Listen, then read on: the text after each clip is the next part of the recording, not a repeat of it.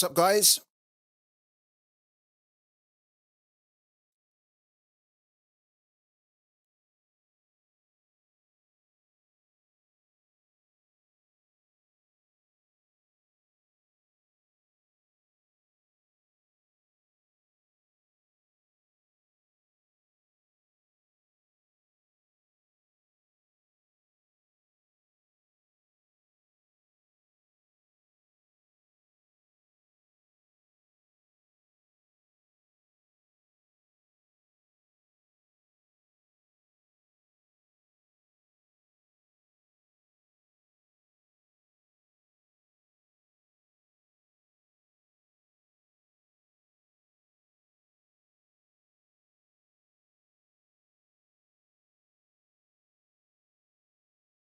Who have we got here in the chat today? It's very quiet in the chat. Incredibly quiet.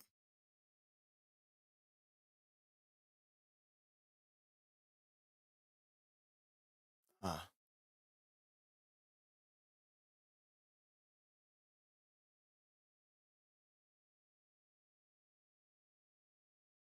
wow.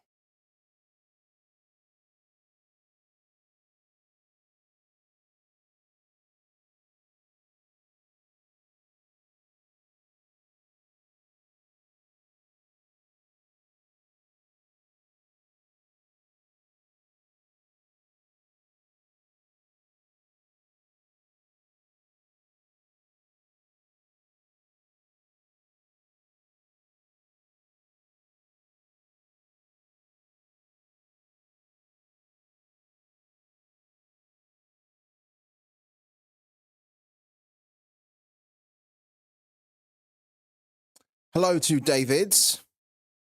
How's your day been so far? I can't believe Luton won 4-0.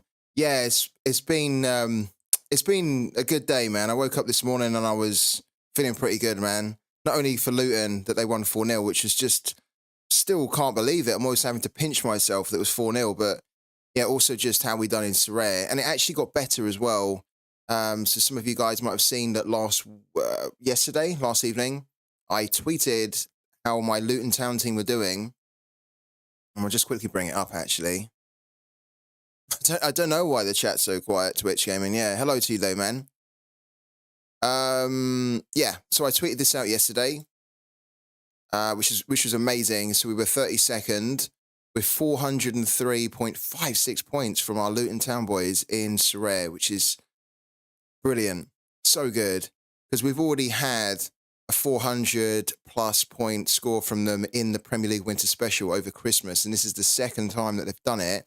But what's great is that I woke up this morning and we've been opted, and we've been positively opted by quite a bit. So we don't have 403 now, we have 417.57, which is the highest that we ever got on the Premier League Winter Special.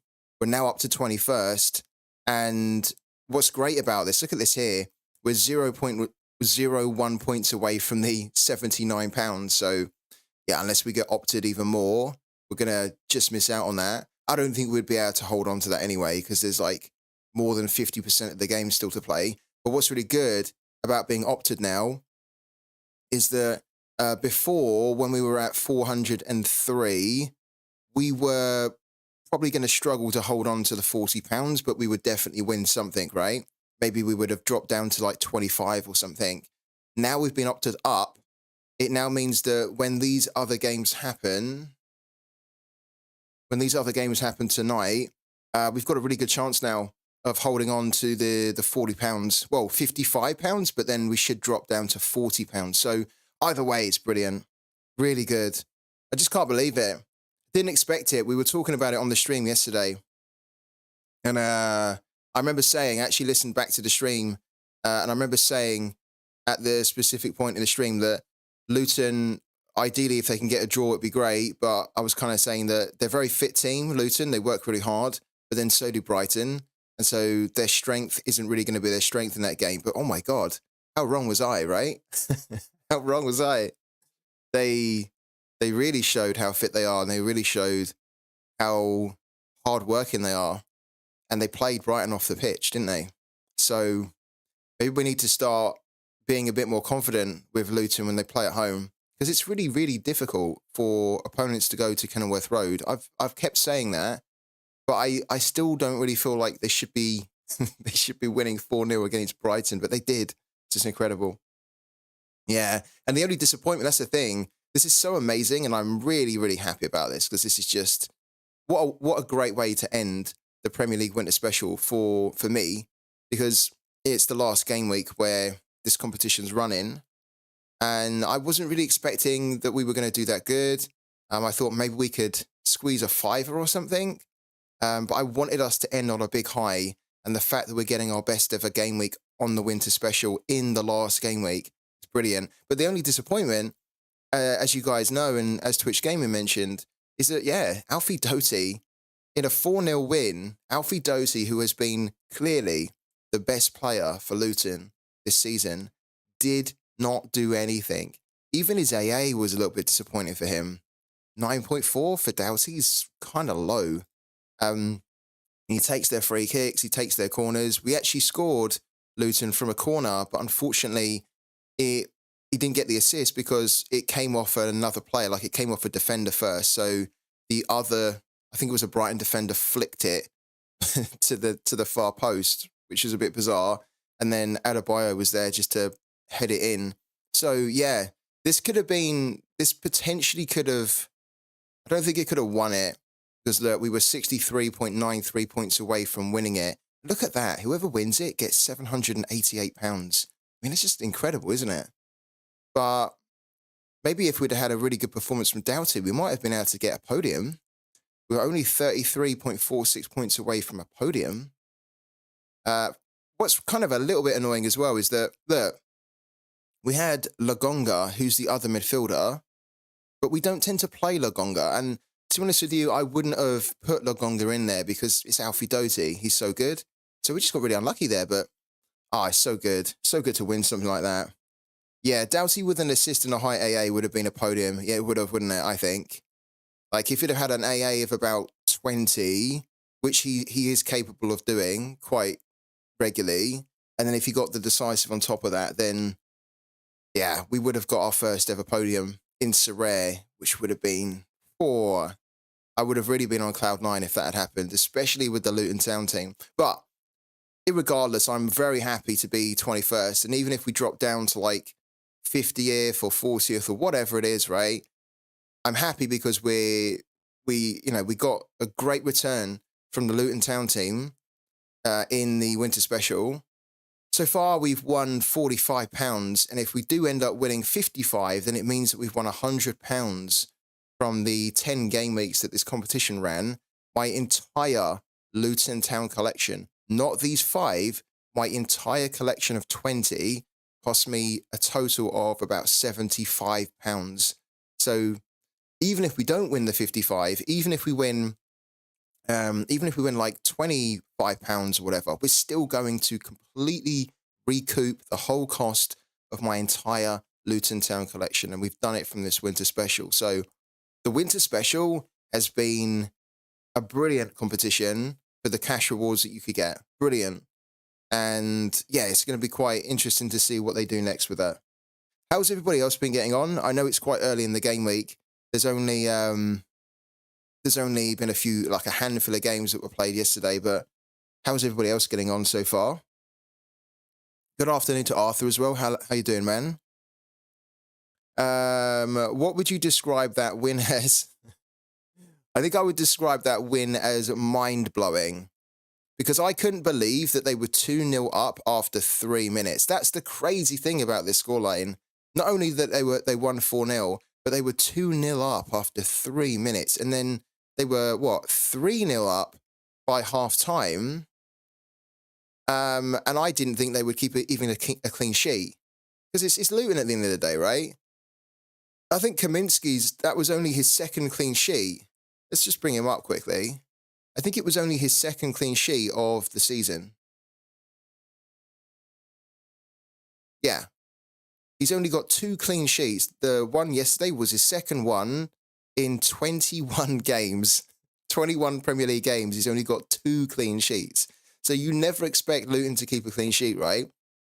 And especially when they were so far ahead in the first half, you kind of expected that Brighton would have gone in at half time. They would have been like, got a complete bollocking from the manager and then come out in the second half and then got the early goal, right? To try and get a comeback going. The fact that Luton were able to shut them out is just as impressive as the 4-0. Can I tell you about something that feels like a Luton win? Go on then. Yeah, go on.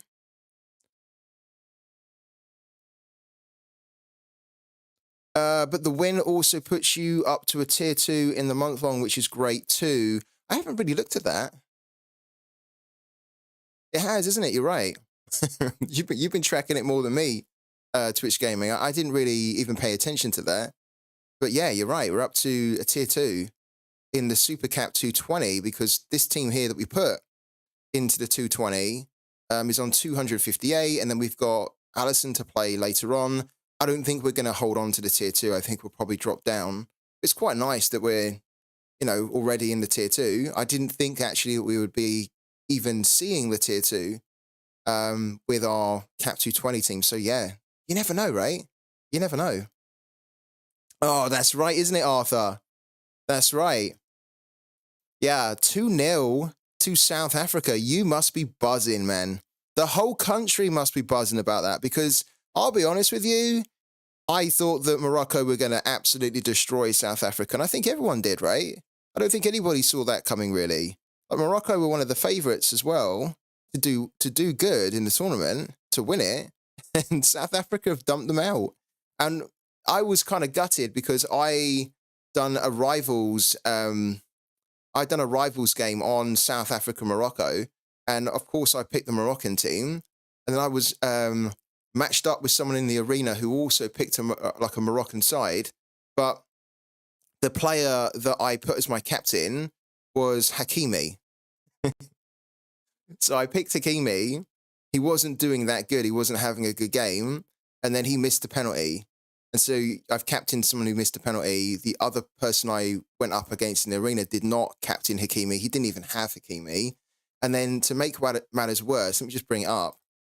To make matters worse, I then also had Amrabat. Look. So Amrabat got a red card, which, great. And then Hakimi missed the penalty. I thought he missed a penalty. He did miss the penalty, didn't he? Yeah, big chance missed, and then, yeah, he missed it. So he also just done shocking. So, yeah, we ended up losing. I think this was our arena, wasn't it? Yeah, this was our arena opponent. And so we lost, and then it kind of it reset my streak. So we were up to 4 yesterday. I did win this one. Look, I won this one quite easily. 352 versus 297. But then we lost the Morocco one. So we were up to 5, and then we're now back down to 0. But you know what? I also have to say that I'm not too bothered because it's actually quite nice to see an upset like that South Africa can win and progress to the next round. What reward do you think you get from this Luton score? £40. Yeah, £40. You're the transfer and rewards tracker. You definitely are. I think we'll probably drop down with this this team. We have a projection. We're projected to finish 35th. And I think that we will probably drop down to around that. So look, if we drop anywhere between 31st to 40th, we're going to win the £40 or £39.60, but £40. So yeah, that'd be great. But look, even if we drop outside of the 40th position and we end up somewhere between 41st to 60th, we're still winning £32.40. If we win the £40, then that'll be amazing, guys, because I don't think we're going to win the threshold from our rare team anymore. Look, this is how it's going with our rare team. So Hervey Kofi, his team got knocked out. So they lost 2-1, and of course he didn't get a good score because he conceded 2 goals, right? So only a score of 39.9. And then Leonardo Morales, who we were banking on giving us a huge score. We captained him, we trusted him to hit one of his monster scores. He only hit 32.1 because he only played 41 minutes. He came off injured. He wasn't doing that great anyway, but then he didn't even have a chance in the second half to come back out and hit like a massive score.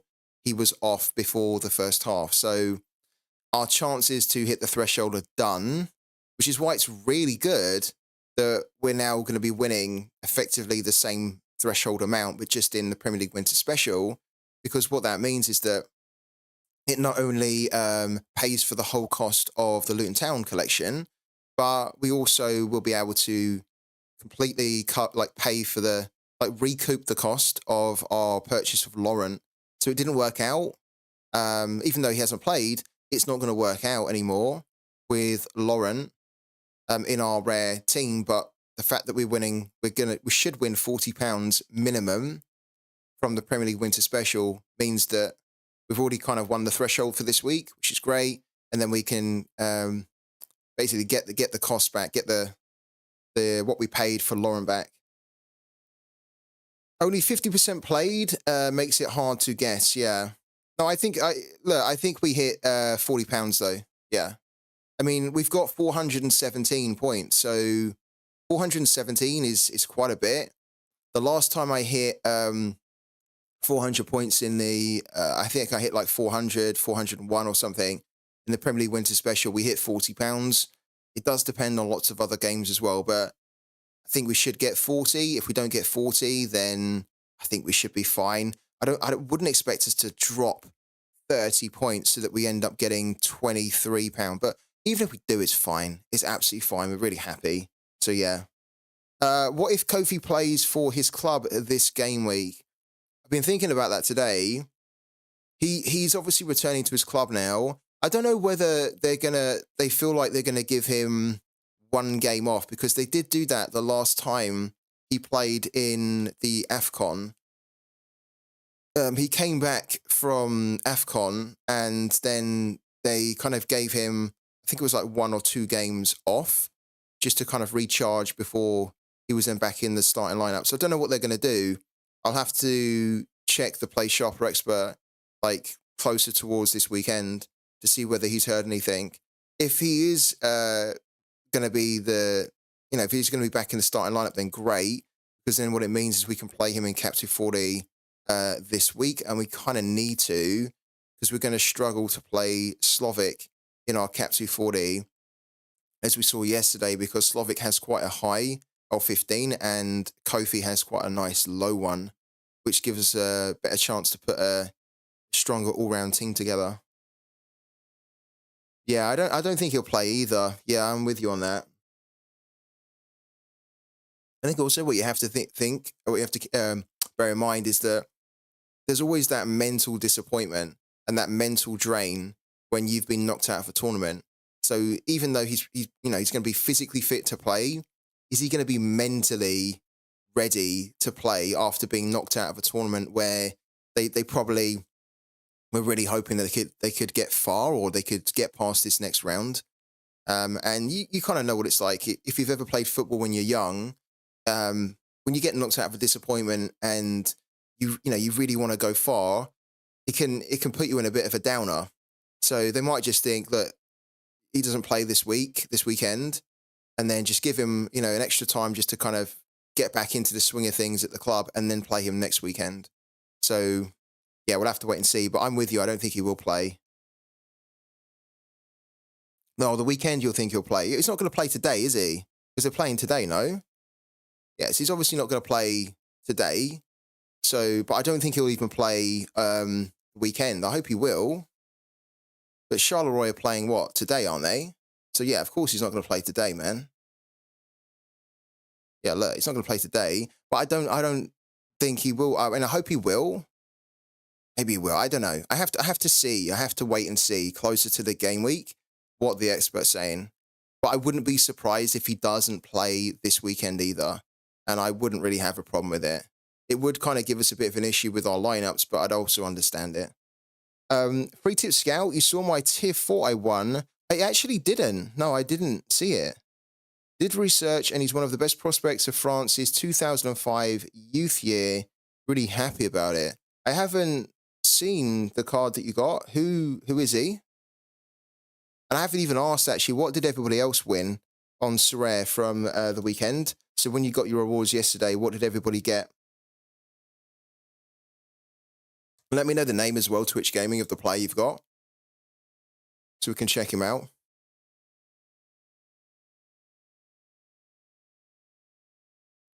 Valentine Atangana. Okay. I'm actually not really familiar with him. But, oh, am I? So I've seen his face, but I don't really know too much about him. But that's a good card to win in itself, isn't it? Like an 18-year-old with all that under 23 utility, £1.81 for a tier 4. That's actually pretty good, isn't it? £1.81.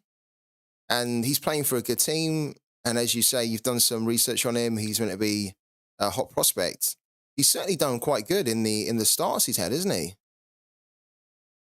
There's been some glimmers of brilliance there, at least from the scoring anyway. Wow, I'd be happy with that too. Really good. What did everybody else get? Let's try and liven up the chat. I don't like that the chat's so quiet right now. What did everybody else get from Sorare, from their game week on the weekend? Like, this is your chance to brag and to make us all feel very jealous of if we didn't win anything. Absolutely nothing, says Tisdale.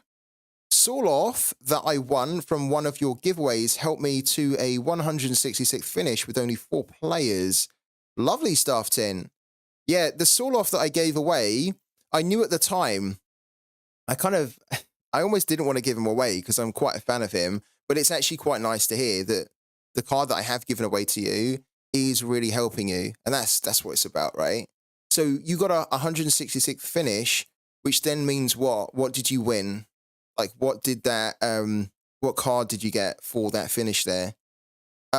He's regarded as one of the best box-to-box players in France at his range of age. Really physical player. Have you checked him out, Twitch Gaming, in Football Manager as well? Like, what's his stats looking like in football? I guess we could look at it now, couldn't we? We could probably look at it. I always like to look at these prospects in Football Manager too. Let's type his name in and then do FM24. Here we go. Let's have a little look at him. Wow, his first touch is great. Look at that. He's got a first touch of 15, positioning 15, decisions 15, aggression 15. Wow.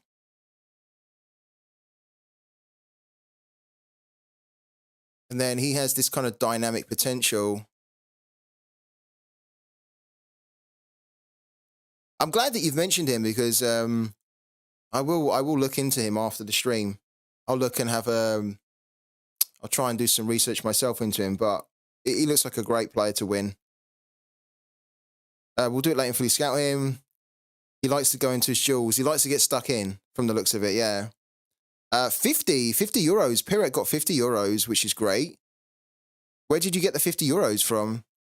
And a tier 5. Wow, congratulations, man. Who was the tier 5 that you got? Is it a good tier 5 or is it kind of a crappy, no playing 60p type of DMP player? Ola with the 300 Sorare coins. Join the club. I think I don't even know. I can't even remember. It was such a nothing game week for me that I don't even remember the Sorare coins I got. I wasn't even interested to see them. I think it was like 400 or 500. It wasn't that good though. If you put your Luton team into another comp, would have won a reward? Yeah, I would have won. The thing is that I wouldn't have won anywhere near as much as what I'm going to win in the Prem Winter Special. What I probably would have won, I guess if I'd put them in All-Star, is I haven't even looked at it. I mean, I might look at it at the end of the game week when all is said and done and all the rankings are complete. But probably an All-Star with 417, I would have done quite well too. But at the moment, we're winning £55, so yeah, I don't think we would have won anywhere near what we're winning in the Prem Winter Special. And that's what makes the Prem Winter Special so good, is that it's so rewarding. So when it goes, it's going to feel like a big void in the game. I was actually thinking this morning, guys, I was thinking when I was getting ready for the stream, I was thinking to myself, you know, like I have enjoyed the winter special a lot, and I've made more than enough of a return from it. I was thinking, well, if Sorare announced another like special, maybe they said like a spring special or a summer special, um, would I go out and buy limited cards for it? And you know what? I thought about it and I was like, I wouldn't. How bizarre is that? I wouldn't go and buy them, even though I have won already £45 and then I'm probably going to win another 45 or 40. So I've won a decent amount from a very cheap Luton Town team. So I'm like already in profit nicely. I wouldn't do it still. And the reason I wouldn't do it is because I still don't trust the limited cards at all. Now, I might go and buy cards for the rare, but even still, you know that if you're going to do it, there's going to be like a big spike in the price, right? So I was kind of lucky with this one because I already had Premier League players. I already had the Luton Town collection. So I was good. I was good to go. Like I was ready as soon as they announced it. But if I didn't have any of those Luton Town players, when they announced it, I would have had to have gone and got them and then paid significantly more. So I think if I already have the players, right, then I'm probably going to do that type of special. But I think the thing with the specials is that just at the moment, because I still have so many reservations about how the game is being managed in terms of rewards, and then also the demand and supply situation that we see in the game, the specials for me at the moment are not incentivizing me or attracting me to go and spend money in the game. And I don't think they will unless we hear in the next update that there's going to be changes or solutions that they're going to put into the game to fix the problems that I see in the game. But what would you guys do? I wanted to ask everybody here, if they announced another special, let's say, for example, that they announced a spring special and it was going to be in the Liga or the Bundesliga, and let's say that you guys didn't have any cards for it, right? Would you go and buy cards to compete in it now that you've seen the format of the Premier League Winter Special? I'd love to hear what everyone would do there. Because as I say, I wouldn't. Even though I think it's been brilliant playing the Prem Winter Special. And it's been very, very rewarding. And I hope that we do get more special competitions in Sorare. Hello to Noodle as well. I didn't see you jump in there, Noodle. So hello, man. How's it going?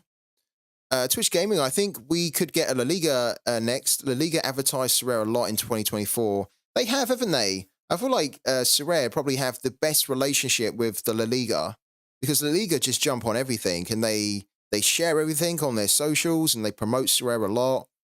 It seems like they have a very good relationship with them, and the La Liga are really keen to promote it more. You would, but you would set yourself a budget limit of $10 to $20. Well, you know what? That actually makes sense, and that's smart. Yeah, that's smart to do. I mean, I don't know realistically how you'd be able to do it with 10 to 20, if I'm honest with you, because you would need a goalkeeper, right? If they kept the same format. Like, if you didn't have any cards at all, I think 10 to 20 euros would probably not work, realistically. But I think setting the budget is the key point there. I know from playing the Premier League special that it isn't worth buying them. Well, technically it is, though. Like, technically, it kind of is. I mean, it is worth buying them if you feel that you can buy them and then end up having a team that can give you a better return over those 10 game weeks that will massively repay the whole cost of the team and some. That's the thing, right? I mean, if you think about the returns that I'm going to get, let's say that I do win £55 from this game week and I end up in total winning £100 from the 10 game weeks, right? My team that I built for Luton, the collection, the entire collection was £75. Now, if I'd have gone and bought 5 Luton Town players that I didn't already have, it might have cost me around £50, something like that. for 5, right? For 5 players, like the goalkeeper, and then to like Doughty, Adebayo, the players that I lined up, right? So then if I've spent 50, but then I've won 100, that's actually a pretty good return. But it's also risky, right? Because if you buy the players when like they have been spiked up by the hype of the new competition, if you buy the players and if you build a team and then you don't actually win enough to recoup the cost of the team, then what's going to happen, like during the tournament, then what's going to happen is obviously the prices are going to drop again, right? They're going to crash. So then actually you're kind of almost, you've spent too much, but you haven't got the return to justify it. And then it's going to be really difficult for you then to sell those cards because, or at a profit, because then they're going to be significantly cheaper. So I think it depends on how confident you feel with the team that you're thinking of building, that they can win enough during the 10 game weeks to justify spending on it. Yeah, and I think it also depends. You have to be lucky as well. I mean, look, how lucky did I get that Luton won 4-0 against Brighton? Super lucky. Super lucky. We did say that we were hoping for at least one upset in the 10 game weeks, and we technically got 2. So, and the Luton Brighton one was the standout big upset. So yeah, you've got to be a bit lucky too. Goalkeeper expensive, but you can buy Maximiano for around 10 at the moment. Is he really? Is he really only 10? Yeah, but 10's good though. Yeah, 10. I get what you're saying. Doesn't really matter too much about the clean sheet, does it? If you can just get a starting goalkeeper for €10, then all you are relying on is that over the 10 game weeks or however long they do it for, he just at least then has 1 or 2 really good good games.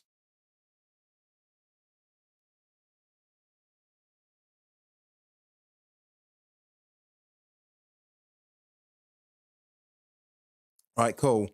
One thing we need to think about doing is rivals. I just had a quick look at rivals, and there are no early games, as in there's no games happening in the afternoon from what I can see.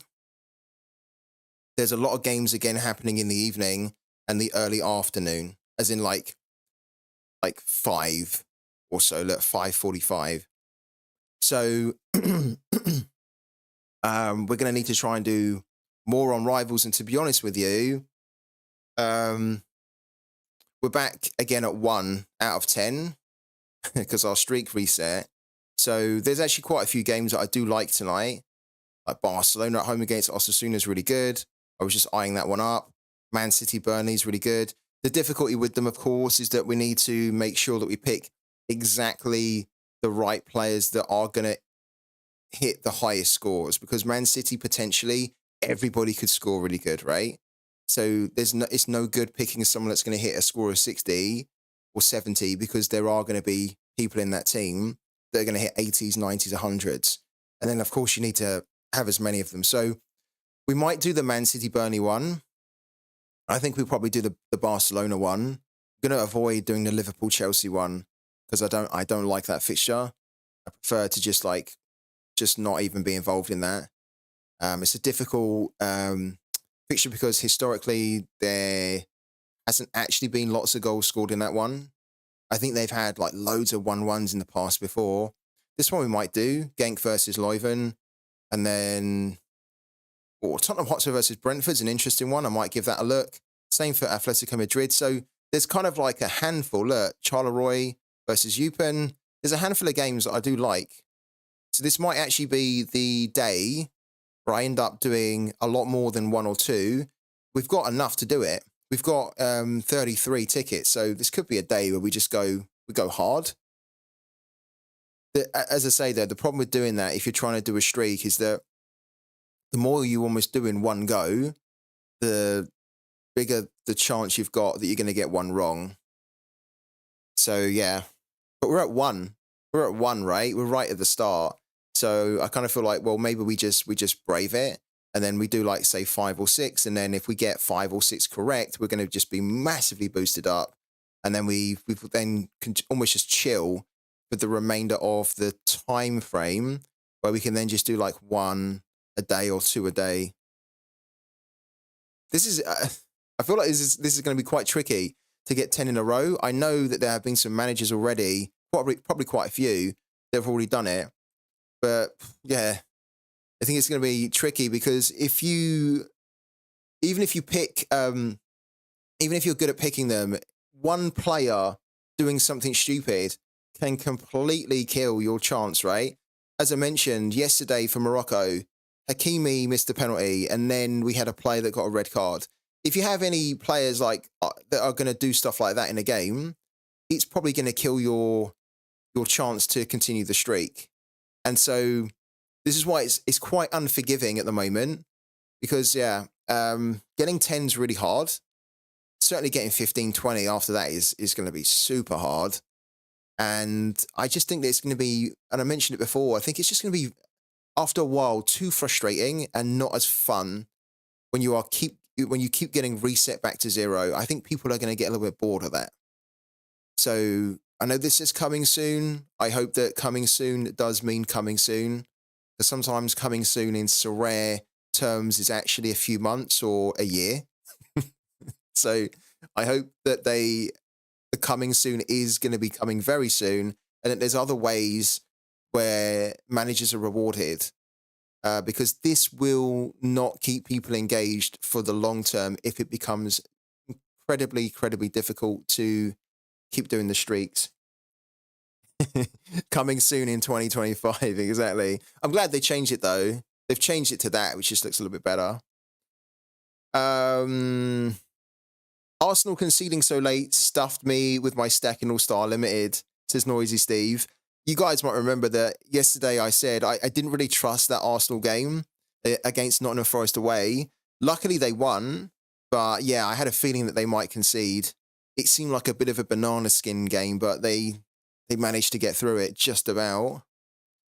Barcelona are so shit, I would stay away from them. They are not great, but Barcelona at home against Osasuna, I mean, come on. They should be winning that one, really. They should do okay. If Schalke gets relegated to 3rd division, they won't get a license and the club won't exist in its current form anymore. Even as a Dortmund fan, this downfall makes me sad. Yeah. I'm actually, I was looking at Keki Top, who is the youngster for Schalke yesterday, and a few of you guys will remember that we won him as a reward not long ago. We won him as a reward about 3 weeks ago or something. And I actually kind of like this guy because I think he has a lot of potential. And he's a, you know, like a highly rated, like up and coming forward. I actually traded him out. I wanted to keep him in many ways, but I traded him out because I think that I thought that this type of player is going to be the type of forward that only scores 35, 40. And then every now and then he's going to give you a score of 60. And he's also playing for a team that's just doing not so good at the moment. So yeah, I kind of traded him out, but yeah, it would be a shame if Schalke got relegated. But this is the point with this type of player. I think if you win a play like this, it's really, I'm not kidding, right? It's really important that when you win players in Sorare, you try to work out from looking at their scoring, you try to work out whether realistically they justify their value, right? And what I mean by that is that Keki Top, most of his value of £44 is because he's a 19-year-old rather than he's a top scorer in Sorare, because he isn't. And I don't think he is going to be, because I think the way that he plays means that he doesn't have any AA really. This is good from him, but I think generally speaking, he's going to be a 30, 40 or a 60 scoring player, but not really a 70, 80, 90, 100 scoring player.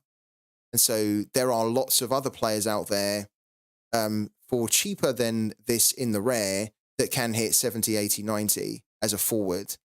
So yeah, when you win players, it's really important that you try and figure out like whether their value is justified, whether they're overpriced, whether they're undervalued, like whether their scoring and their significance in the game, what they can do for you in the game, is justified by the cost. And if you look at it and you think, actually, I don't think it is, then maybe consider selling them or trading them for other players that can give you better value and better buck for their money in terms of the scoring.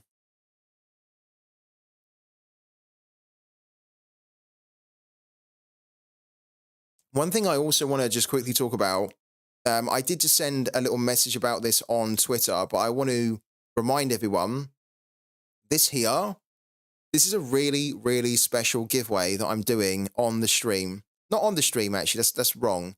Not on the stream, but on the channel, okay? This is a card. Technically, it's a sticker, but it looks like a card. This is a Pooky sticker that is available to be won this week in my weekly Pooky series called Beat the Base, okay? And the reason I'm letting everybody know about this is that this is the rarest sticker in the game. We were lucky enough that we pulled it a few months back from a common pack, like a basic pack, right? Which is, I think the basic pack's like $10 or something, $15, right? This sticker alone is worth more than the whole cost of the pack. This is actually quite a valuable sticker to win, and you only have a 1 in 200 chance to win it. Ordinarily in Pooky, it's so rare. It's so rare, even though it's a common. So we're going to give this one away, and one of you guys can win it. Now, it's a very, very powerful sticker in Pooky anyway, so if you decided that you wanted to keep it, you're going to be getting a boost for basically all international games. Doesn't matter about the team or the like the nation. You get a boost whenever you predict on any international game, which makes this a special sticker because most stickers will give you a boost for a specific team, right? This doesn't. This gives you a boost for all international games, which is why it is super, super valuable. And you can win it this week by predicting.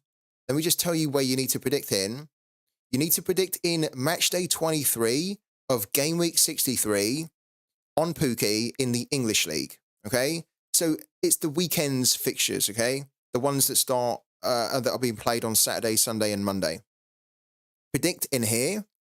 Add me as a rival. It's really important. Add me as a rival on Pooky, okay? You can do so by clicking your little person at the top right, going to my rivals, and then doing add rival, and then just typing in free tip scout, right? And then what you're going to do, you're going to find me, add me as a rival. It's really important because I have to then add you back as a rival, and then that allows me then to see you ranking in my rivals leaderboard.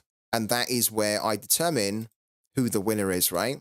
And what you have to do this weekend is you have to try and get the most accurate amount of predictions, okay? That's essentially what you have to do. And that's going to give you the highest base score, okay? Which is why the whole series is called Beat the Base, because you want to be trying to get the highest base score from everybody else that you're competing against in my rivals leaderboard. So, yeah, I wanted to let everybody know about that because this is not an ordinary sticker. This is a very special one. Technically, I didn't want to give it away because it is so rare. I don't think I'm ever going to be able to pull that one again. And you could sell it for a lot of money. You could really sell this sticker here for a lot of money because there will be a lot of predictors or people that are playing Pooky that will want that big time. Even if it's a common, they'll want that one because the boost you get and the actual power that it has is so important. So yeah, make sure you predict who is playing Beat the Base with me this weekend in the English League. Who's jumping in this week to win that sticker? Is Jan still getting loaned out?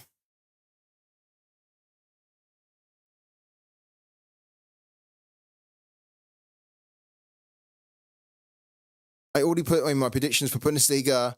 I've gone the free tip scout 3-2 route this weekend. The same with me, man. Yeah, we've done exactly that. Yeah. Good luck to you, Twitch Gaming. Good luck to the both of us, right? For the 3-2 strategy. I hope it plays out. Yeah, guys, how many of you guys in the chat are going to be taking part in this English league here in Beat the Base?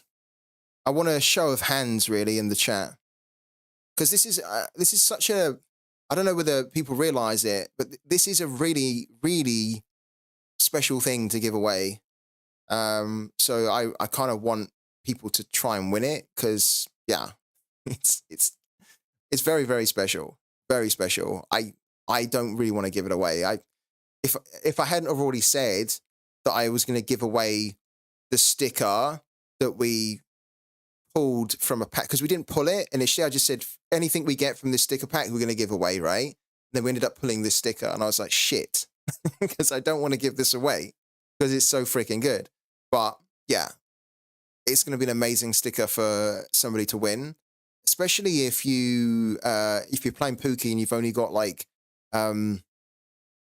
if you don't have many stickers to begin with, and maybe you don't have high rarity Pooky balls, maybe you've just got a common. This would be a great sticker to put on any ball. What does reroll stats on my Pokeball mean? Can I set them up as I want? Yeah, so reroll the stats is like, like in an RPG game, where you are, every time you go up in XP or you go up in level, you assign experience points, or you put like an attribute or a new ability onto your character, right? And then as you get further and further into that experience playing that game, and maybe you're like level 40 or level 50 in with your RPG character, you get to almost the end of the game and you're like, I don't really want to play. I don't want this character to play anymore like this. I actually want to change it completely. So maybe I want my character to be less of a brawler, and I want my character to be more of like a ranged opponent, or I want them to have this ability that I didn't pick early on, but now I can see that actually that's a really good ability. And in those RPG games, you can kind of like reset your character and then re-attribute them, right? That's what you can do in Pooky. So if I just show you here, we have a level 57 ball. I've been boosting it for home for over 2.5 and a little bit on the score, right? But if I thought to myself, I don't want to have this as an over 2.5 ball anymore, I want to change it completely. I want to maybe put it as an away and an under 2.5 ball. Well, re-rolling the stats means it resets it, and then you can re-attribute them. So you can reassign all the boosters that you've been getting up until level 57, but you pay that cost to do it. But then you can change the ball and reset it. The last one sold for 50 Matic. Did it really? How can you see that? Thank you, by the way, Thomas, for that. I was trying to look. I was honestly trying to look for it. Because we go on OpenSea, right? I want to bring that up. I wanted to find it, and I couldn't find it. So, Thomas, if you can help me out to find it here. So, we look for the Pooky stickers here. Right? And then I was trying to look for this international sticker, this one that we're giving away, this one here, because it's expensive, as in like, it's a lot of money. It's worth a lot of money. And Thomas has said that the last one sold for 50 Matic, which is roughly, what, about £30, £35, something like that. Go down all the way to the special. Okay. So let's go all the way down to the special here.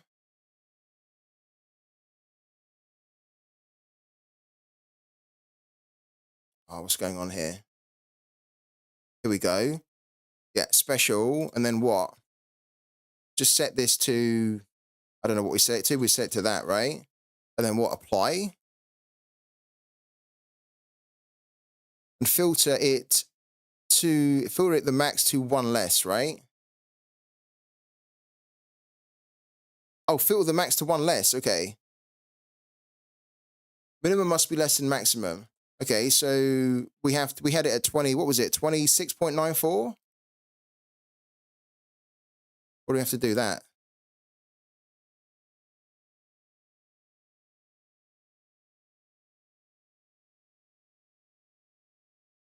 Yeah, there it is there. Thank you, man. Thank you. Thank you, Thomas, for that. So we can see at the top here, the last sale was this one sold for 50 Matic, and then there's one here which sold for 30. This one sold for 30. This one here which sold for 50. When did that happen?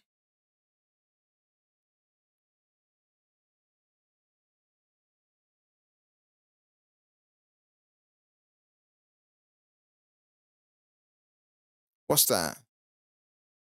18 minutes ago. Oh, wow. So 18 minutes ago, it sold for 50 Matic, guys. 50. 50 Matic. So if you wanted to know how significant this sticker is, 50 Matic in GBP, let's go and have a little look at it. 50 Matic, £30. £30 here. Where is it? So this sticker, which I'm giving away, is worth £30, give or take. And we pulled it from a sticker pack, right, on Pooky. We pulled it from this starter pack, which is only 14 Matic. So the whole pack of 2 is worth 14 Matic. The one sticker that we pulled, this one here, is worth 50 Matic. I could sell this for huge amounts of money, huge profit. Giving it away to one of you guys. It's a super special one. You could sell it for the money of 50 Matic if you wanted to.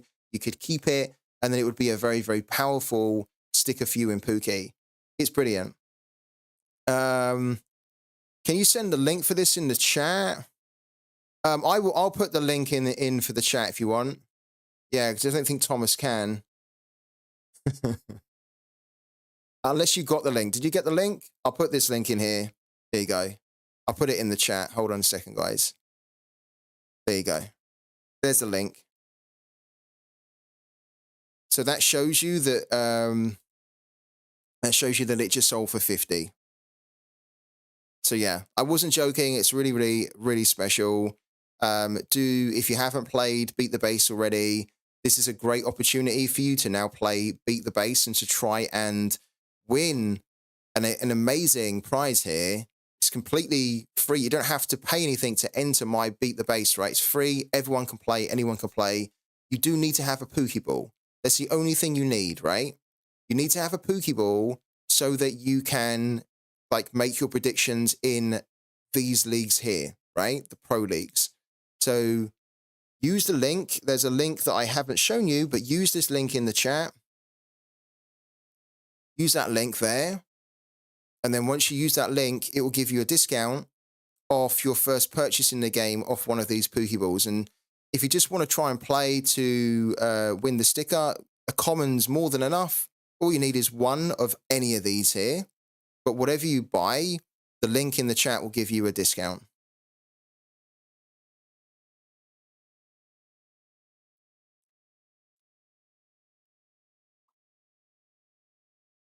So yeah, you've been not warned, but you've been given a nice heads up there that this is a very, very fantastic prize to win. Don't miss out on it. If I wasn't giving it away and I saw somebody that was giving this away, I would be entering it and playing hard to try and win this, right? Because it's expensive, it's high value, and it's very, very, very powerful in the game as well. So do play it. Do play my Beat the Base, and all the instructions to play it can be found in my last tweet that I sent an hour ago. And that's all you need to do. Join Pooky, add me as a rival in the game, predict the scores for the English League this weekend, which again is this one here, match day 23. So the games which start in 2 days' time. So you've got loads of time if you wanted to do your predictions and to even research the games, if that's what you wanted to do.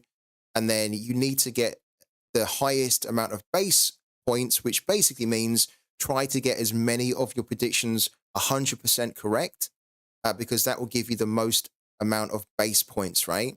And then if you do get the most amount of base points, you are going to win this sticker here, which was just sold 18 minutes ago for 50 Matic, which is about £30. So yeah, good luck, guys, in that one. And if you've got any more questions on it, feel free to reach out to me on Twitter or on Twitch, or even just drop a message here in the channel, and I'll try to help you understand how you can play Pooky better, how you can take part in Pooky, and how you can just always be playing my weekly series, Beat the Base, as well.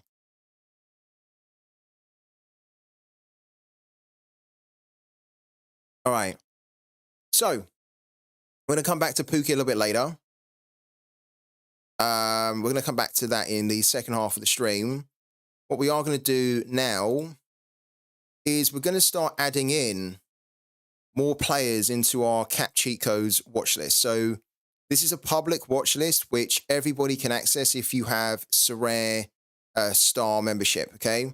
Unfortunately, you can't access it if you don't have a Sorare Data Star membership. Sorry, not Sorare, but a Sorare Data Star membership. And it's something that I don't like.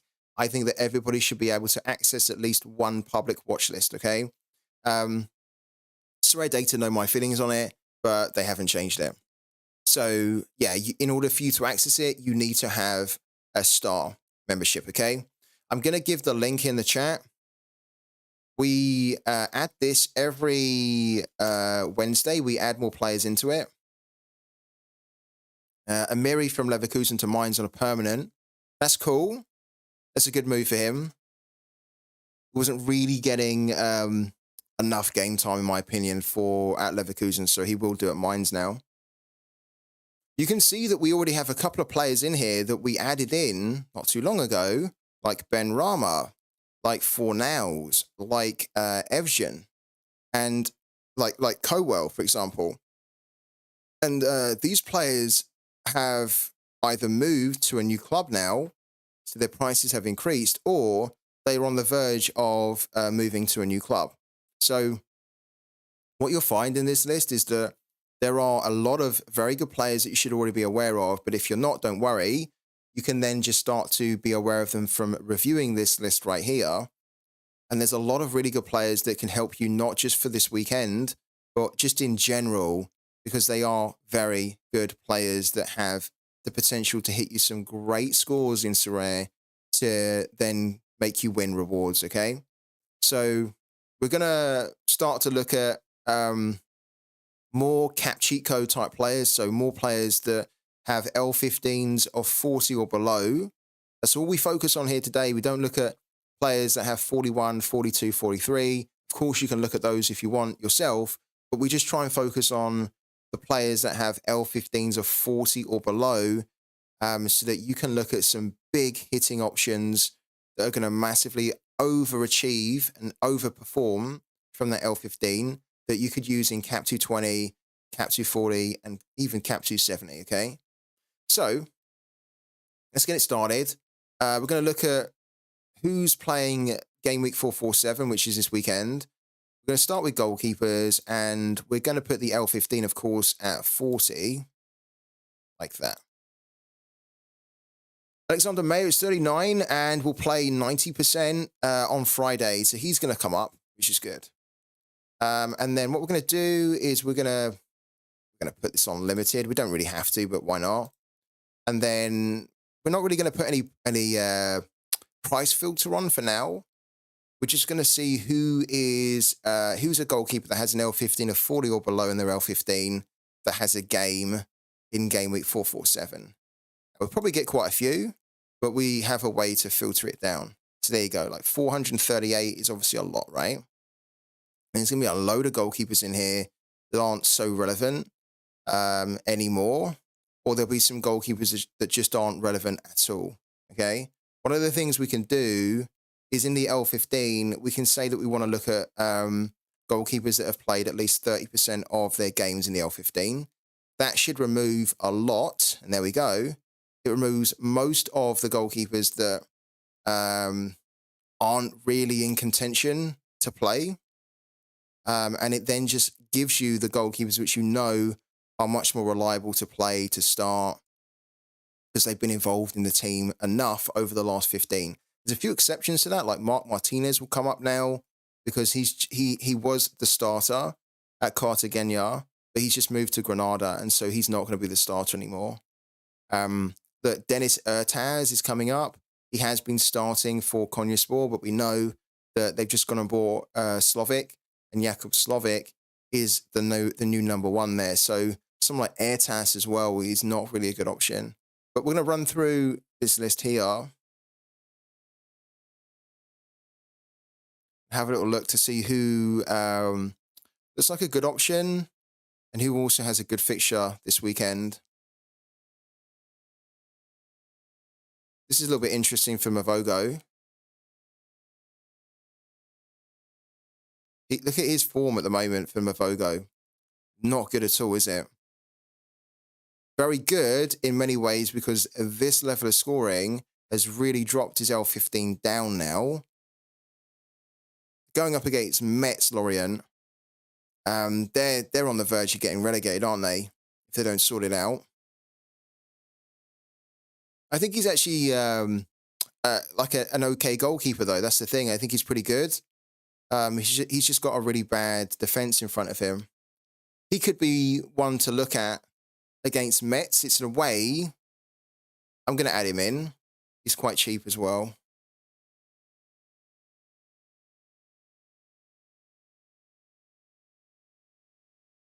Maya isn't going to come up, actually, because we have the... Let's just bring him up really quickly. Yeah, so Maya won't come up here because he doesn't have a minimum of 30%. Okay, but what we could also do is we could do another search here where we're looking for, and probably it's the better one, is that we could take this off, and then what we could do in the L5 is say has played a minimum of 20%, right? And then what will happen is that Maya will then take this off as well. Then Maya will turn up. There we go. Because I think that is a good shout from Twitch Gaming. Here he is here. Alexander Mayer. Keep saying Maya, but Mayer. God, look at that. Camilo Vargas is an L15 of 40 versus an L5 of 51 and an L40 of 53. Camilo Vargas, if you don't know, is a very good goalkeeper. One of the problems with him is that he's playing for a team that do kind of struggle to keep clean sheets, but he's a great option with an L15 of 40. I don't think necessarily he's a good option for this weekend because Santos Laguna are very good attacking and they have one of the most dangerous forwards in the Liga MX, which is Harold Preciado, who will probably score against Camilo Vargas. I wouldn't be surprised if he did. But is he a cheat code? He is for sure. He's the established starter. There's no question about him starting. He's got an AA of 10.1. He's saved 4 penalties over his last 45 games. He's got 16 clean sheets as well, an average of 51.1. And he has the potential, the very real potential, to hit you 80, 90, and 100. And he only is going to cost you 40 at the moment in Cap 220, Cap 240, Cap 270. He's a cheat code, big time. He needs to go in. And you should look at him. What are we sorting this by? Oh, we're sorting this by L15. Let's sort this by L40. Do descending.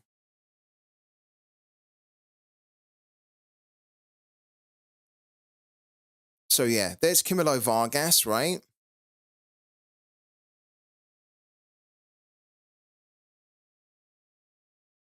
I really like Moreno.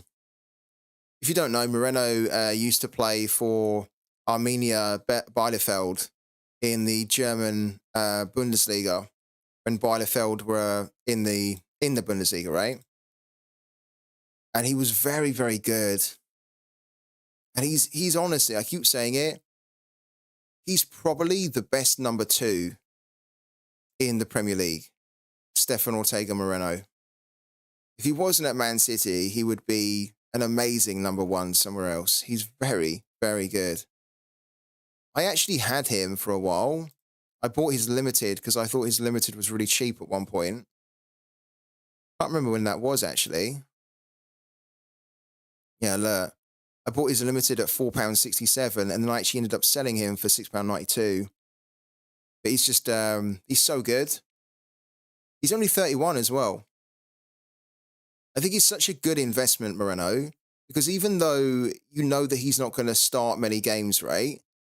The games that he does start, let's say, for example, if there's an injury or if there's a suspension um, to Edison, then you're going to have a goalkeeper that's going to be able to come in, give you clean sheets, right? Because it's Man City. And he's also got incredible AA so that he can get you into the 70, 80. If he ends up leaving Man City at any point in the future, he's going to be a number one somewhere. So he's just a very, very good investment long term, Moreno. Wow. On the 13th of January, he shot up to £31.75. Look at that. It's just a vertical line straight up that surpassed, well, it got to around what he was back in August. Wow. So this is the time to be kind of looking at him when he's around this, right? Because there's several times where he will have an opportunity where his price will just rocket. So he's not only just good to sit on, he's just good to sit on and wait for when this happens. And then when it does, you can sell him for mad amounts of profit. Yeah, mad amounts of profit. Exactly that, yeah. Like you almost buy this guy and you hope that one day you can use him in SO5. But if you can't, and if you're just getting bored of waiting, then the times that Edison's injured or suspended, that's going to happen. This is literally going to happen where you're then going to have one day or a couple of days where you can then sell him for like 5 times what you paid for him, which is a brilliant return on Sorare to get 5 times what you've paid for a player. So yeah, keep that in mind. I'm actually going to add him in. He is a cheat code.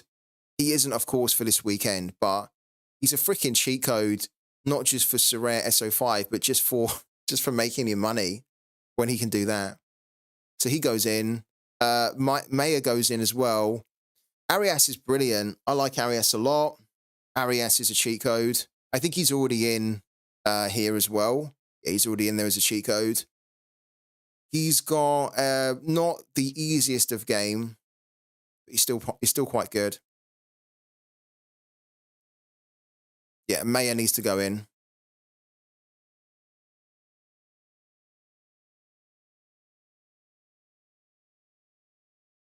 Ivo Gribic isn't. He's a good goalkeeper, but he's just playing for a really bad team. Mark Flecken. I think Mark Flecken actually at an L15 of 40 is pretty good. In fact, he is a cheat code. And he needs to be added in. He's definitely not this weekend. So this weekend he's got Man City, right? And that's horrible. So he's not one for the weekend, but he's an L15 of 40. And Brentford, I think, will start to do a little bit better over the coming month or so. I actually don't know their run of fixtures. Let's have a little look at that. Tottenham, Man City. Then they have Wolves, Liverpool, Man City. Really horrible. Wolves isn't too much, but Liverpool, Man City. And having Man City twice, right, in a short turnaround is not great. Then, wow. Then they have West Ham, Chelsea, Arsenal, Burnley, mate. Oh, wow. They've got a really tricky run, haven't they? And then look at that.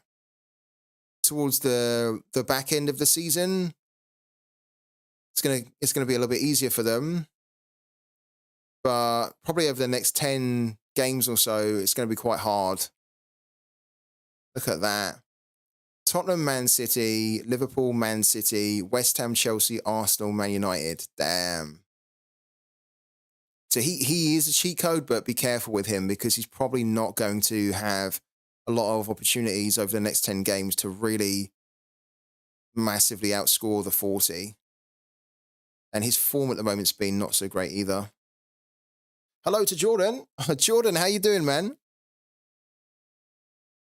Did you go to watch the game yesterday, Jordan? He says he's still drunk. Of course he did. I'm surprised that you've even jumped into the stream. Honestly, I would have expected you to still be in the pub doing a proper session, like a non-stop 24 or 48-hour session celebrating, or I would have expected you to still be in bed by now.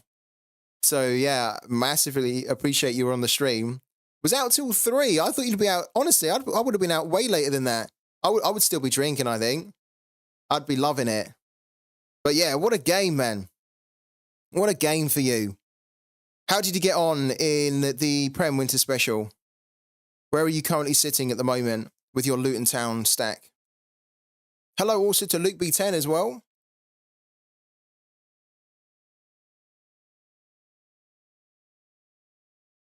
Five places below me. Cool, man. So you must be about 26th, 27th. The Luton win celebrated harder than the own birthday. You know it. I don't know whether it's actually going to get any better than that. Like 4-0 at home against Brighton. I don't think that Luton are going to be able to eclipse that type of result for the rest of the season in the Premier League. I hope that they can still win more games, right? And I do hope they can stay up. But I don't think it's going to get any better than that. I think it's so freaking good. I would have been celebrating that so hard last night. I would still be drinking today. Yeah, really did dominate them. I was really surprised as to how Brighton didn't even turn up. They didn't turn up at all. Like, they got played off the park. And the pressing from Luton was really impressive because they all pressed very aggressively and they kept winning the ball back. I think so many of Luton Town's goals came from the aggressive press, right?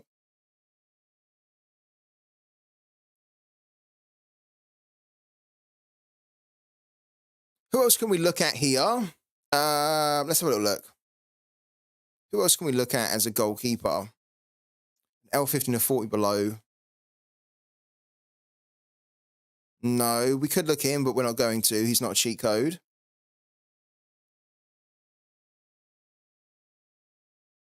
Do Luton have a rival in the league? No. No, not really. They don't. Like, Luton's biggest rivals are Watford. And Watford, yeah, obviously in the Championship.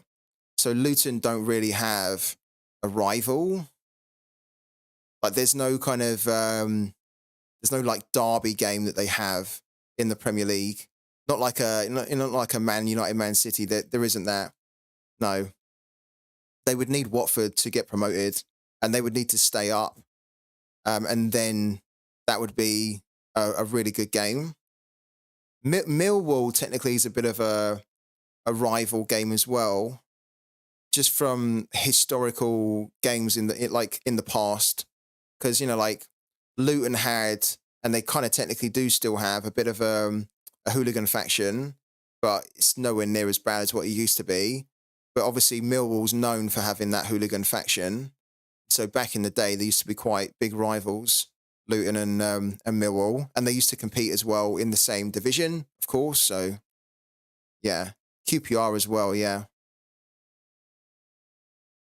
Yeah, Stevenage is a rival geographically, but not really. Like, yeah, you're right that they are there, but they're not really. I guess if we ever went up against them, then it kind of technically would be classed as that. But for me, the three are Watford, Millwall, QPR. Yeah.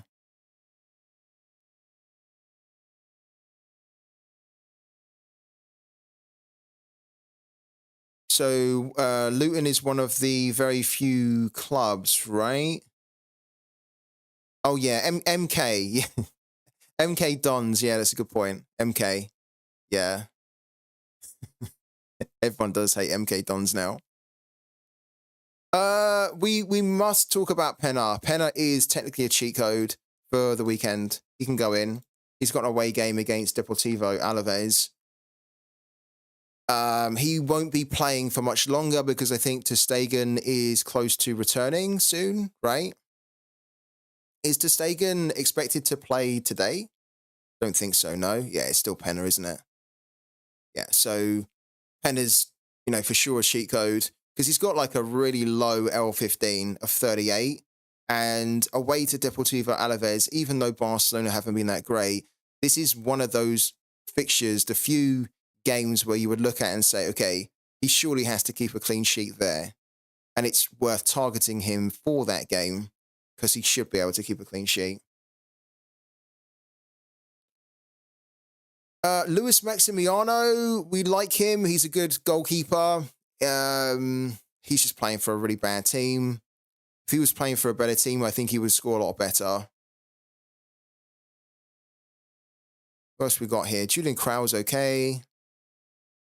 Carlos Acevedo isn't a cheat code, unfortunately. Andres Noper was technically a cheat code, but at the moment, not so much anymore because the manager is dropping Noper.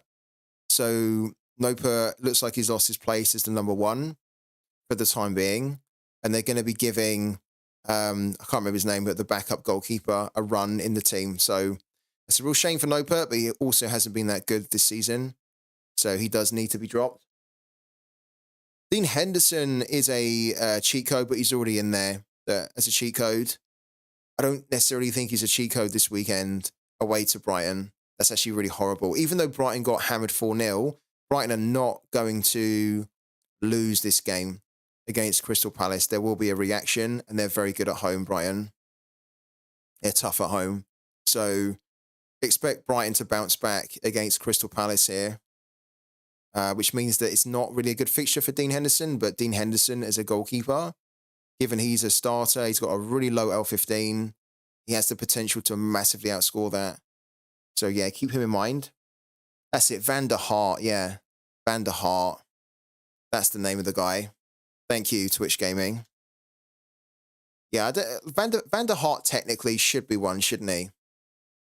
Like Mickey Van der Hart technically should be a cheat code.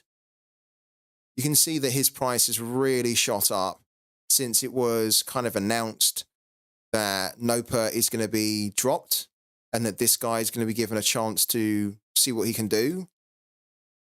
He has an L15 at 0, which, you know, makes him a big cheat code because you can play him in the cap modes and he costs nothing at all. He's only £6.75, which, you know, to be honest, guys, is just crazy cheap. Even with the price increase that he's had, like in limited, look, he's shot up since it's been announced he's going to be the starting goalkeeper. He's on the market for £7.99. That is incredibly cheap for a goalkeeper that's going to be starting now. That has an L15 at 0. He's only 29. His next opponent is Fortuna. Then Ajax is pretty horrible. But then after that, he has Go Ahead at home, Volendam away, Zwolle at home, NEC away. These are not bad fixtures really for Heerenveen. So it's mental. It's mental that he's not more. And he absolutely should be considered a cheat code because I think that over the next 5 games, he probably has a potential and a good chance to hit a couple of scores of 60 points or more. And look, he's an L15 at 0. So he enables you to then put a much more higher costing player in the team because he's 0, which obviously frees up loads of budget for other players. So definitely. I think people are a bit afraid because they don't know for how long he'll be the number one. I think so, yeah. Like, he could come in, he could play 3 games and be shocking. He could actually do worse than Noper. And then the manager might be thinking, oh, you know what? We gave it a try, we mixed it up, but actually we're not getting any better from Mickey Van der Hart. Let's go back to Noper. I think it's a risk that's worth taking. I think what you should be doing is picking up Mickey Van der Hart and then Noper. Because how much is Noper? Noper isn't even that expensive, no, anymore. I think it was, what, £4 or something now, no? Yeah, look, £4.36. So you can pick up Noper, you can pick up Mickey and Noper for around £10 probably. So you have 2 goalkeepers, the backup and the starters, so that then if it ever gets mixed up again and they revert back, you've then already got another goalkeeper ready. That's what I would do. If I was going to pick up Mickey Van der Hart, I would buy him and then I would also pick up Noper at the same time. whilst Nopert's price is arguably the lowest it's ever been. And it is the lowest it's ever been. Look, it's the lowest it's ever been. £4. Well, £3 back in 2021. So it's not the lowest it's ever been, but it's pretty much matching what he used to be before he moved from Go Ahead Eagles and he became the starter at Heerenveen. I really like Nopert. I really do. He's had a bit of a shocking season. He's definitely not been the same goalkeeper that went to the World Cup. But there's still a very good player here. A good goalkeeper.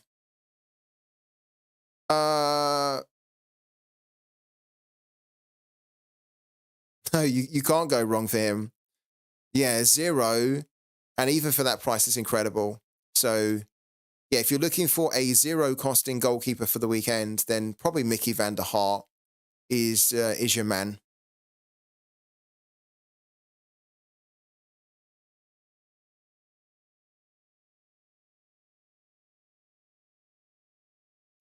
Wow, Jasper Sillenson has a home game against Heracles. This is actually quite a good game for Jasper Sillenson. He hasn't been that great this season, and he hasn't really been delivering lots of scores of 60 points or more. This is probably one of those games that he does have the chance to do that. So you could also look at him. He's £7 at the moment. That's probably that. To be honest, that's a little bit too high for Jasper Sillenson. I think he probably should be around £5 or less, actually, based on the scoring that you're getting from him. It's not good. I think probably his name here, the fact that it's Sillerson, I think his name is actually pushing his price higher up than what it should be. I think he's overpriced in limited and in rare. Yeah, and then Matt Turner. I think Matt Turner has a good chance to score okay. It's a difficult game for him. So I don't know whether he'd actually keep a clean sheet or not in this fixture, but he will be tested, I think, a lot. He's £11. It's quite high, but he's a good goalkeeper.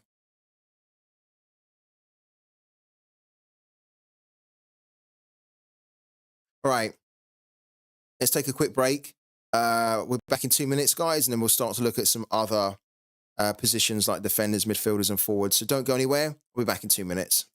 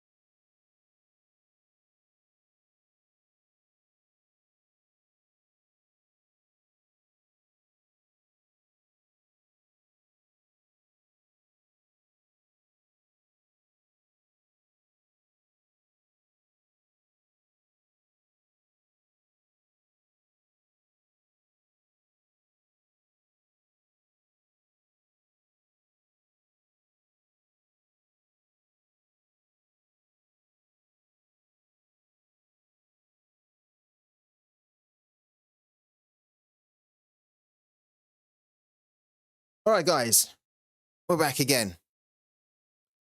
So, if you've just tuned in and you're wondering what we're doing, we're currently looking at players, not just goalkeepers, but goalkeepers, defenders, midfielders, and forwards. We've just started and we've pretty much looked at a lot of goalkeepers already, but we're looking at players in general that have L15s, so L15 average scores in Sorare of 40 or below, that could be considered cheat codes for the weekend or just in general. And we add them into this watch list here, funny enough, called the Cap Cheat Codes, which is a public watch list which everybody can access. So check it out if you get a chance, because you will be able to find a load of players in here that are fantastic talents or really good players, proven players, or players that are a little bit off the beaten track that maybe are a little bit overlooked and undervalued and could be worth kind of picking up if you're trying to fill gaps in your teams for the weekend, or if you're just thinking about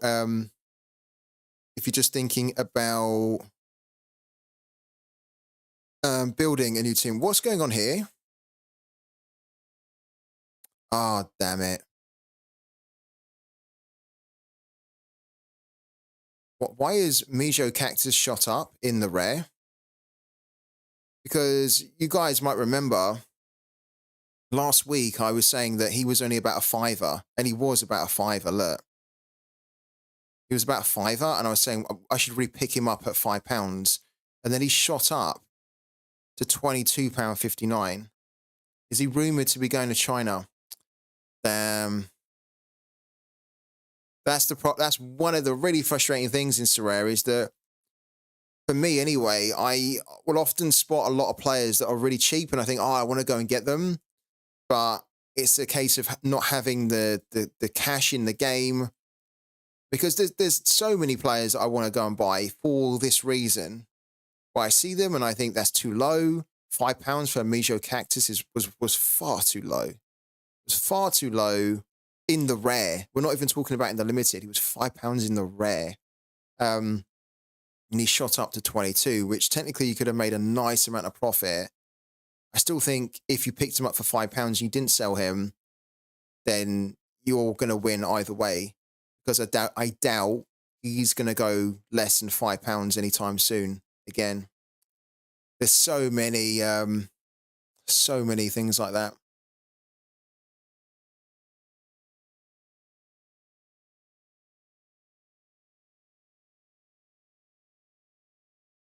All right, let's keep it going. Let's look at some forwards now.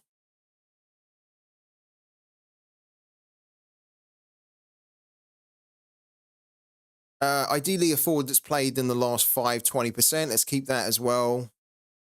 And then what we'll do is we will say nothing else for the time being. We'll just filter that. It's going to give us probably far too many. Yeah, like 700. Callum Wilson technically is a cheat code, because Callum Wilson is rumored to be maybe on the move. There's a few clubs that are interested in him. He should be added in, Callum Wilson, actually. But I think what we want to do here is I think that we do probably want to put percentage of games played. Let's put that at 40% there in the L15. And then I think in the L40, we want to put that at 30%. Just to kind of filter down, because 700 is too much to go through.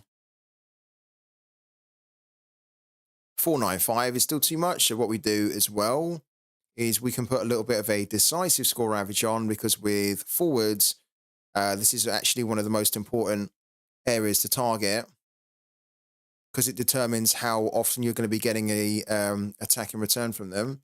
35 there, 35 also, which is not high, by the way. 35 in the decisive is really not high for a forward. There we go. So very basic filter, this one. If you want to see it, I'll show you now. We're looking for forwards that have a game in Game Week 447 this weekend. Age range is the default, 15 up to 99. L5, they must have played a minimum of 20% of their games in the L5, and that's it. The L15 needs to be up to 40, so 0 to 40 in the score average. The decisive score average needs to be 35 and above. The percentage of games played needs to be minimum of 40% and above. And then in the L40, the only thing you need to put on here on the L40 is the decisive score average to 35 again, and then the percentage of games played minimum of 30%. No price filter on or anything like that. And then we're sorting by L40 average, which ideally is the better one to look at, because then what you are seeing at the top of the list, right, are players like Carlton Morris, who, you know, is a cheat code at the moment because he is able to score really well over a longer period of time.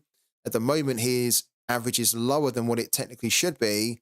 And he's starting again now, and he's scoring points of 60 points or more. Look, here we go, 60, 69.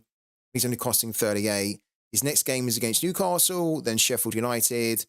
Given his form at the moment, I'd expect him to continue in the starting lineup. So probably Carlton Morris needs to be a cheat code here. Not really a great one for the weekend.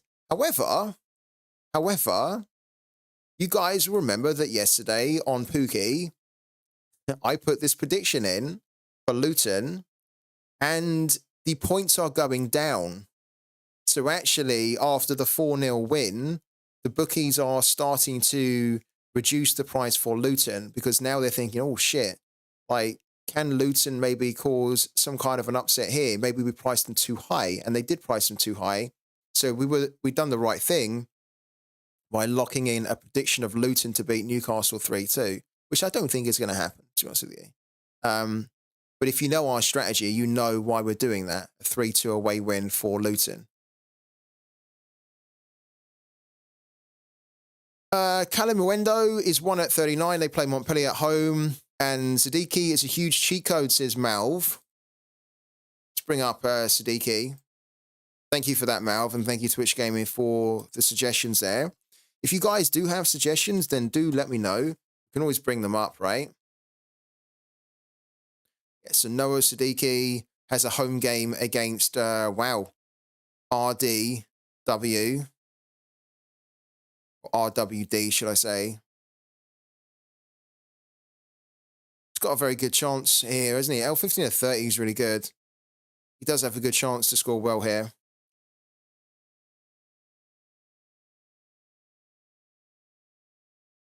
He has a good chance to score well. The problem with him at the moment, he hasn't played enough, right? Previously, that's fine. One of the issues with him, though, is that he doesn't really tend to get involved in decisives, but he's only 30 in his L15. So even if he got a score of 52, that's still a very good overperformance of 20. So yeah, we'll add him in. It's a good shout. He has a home game against a good opponent too. Thiago Noose recently transferred, and he's going to be a starter. Let's have a look at Thiago Noose then. Oh, hello. Oh, it's this guy from who used to be Argentina's Juniors. Do you know much about this guy, Tistil? Because you can see that he's already transferred, right? He's played.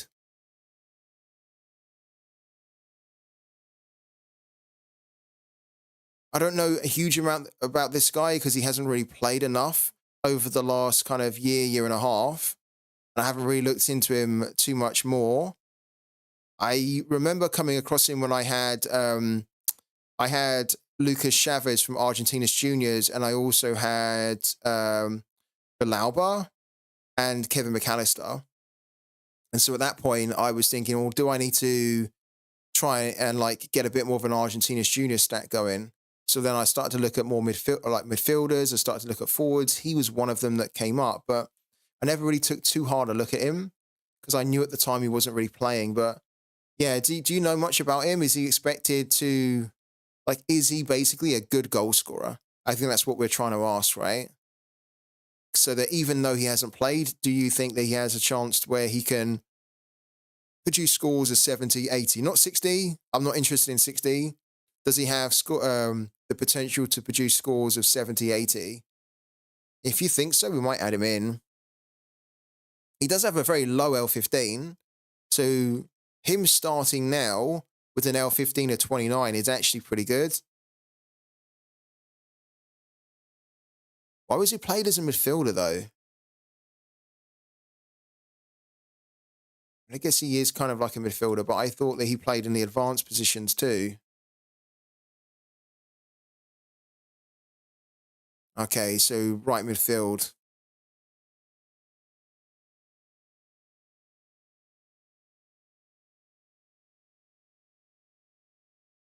It's a good opportunity for him, the loan.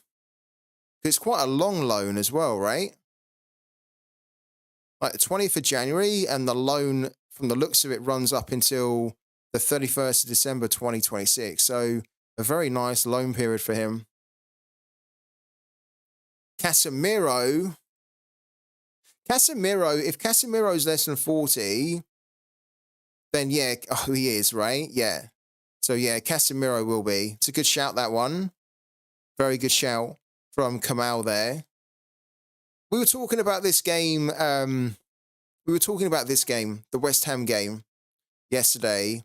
I don't trust this game for Man United, but whether I trust it or I don't trust it, whether I do or I don't, the fact is that Casemiro has an L15 of 0, and it's Casemiro.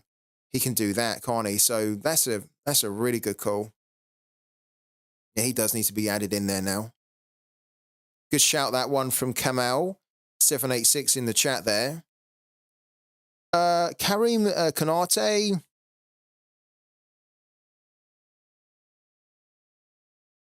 I think it is a good shout, Twitch Gaming. I think it is a good shout from Kamal.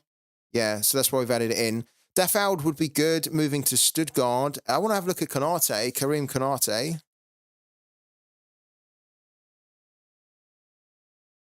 Oh, it's this guy, yeah. 19 years old.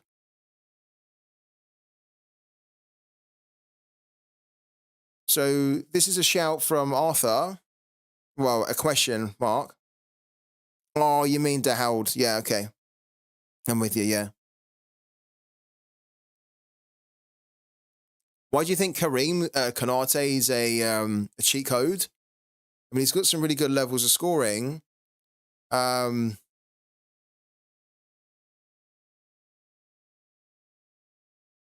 problem is that, like, he's not been playing for the Ivory Coast, right?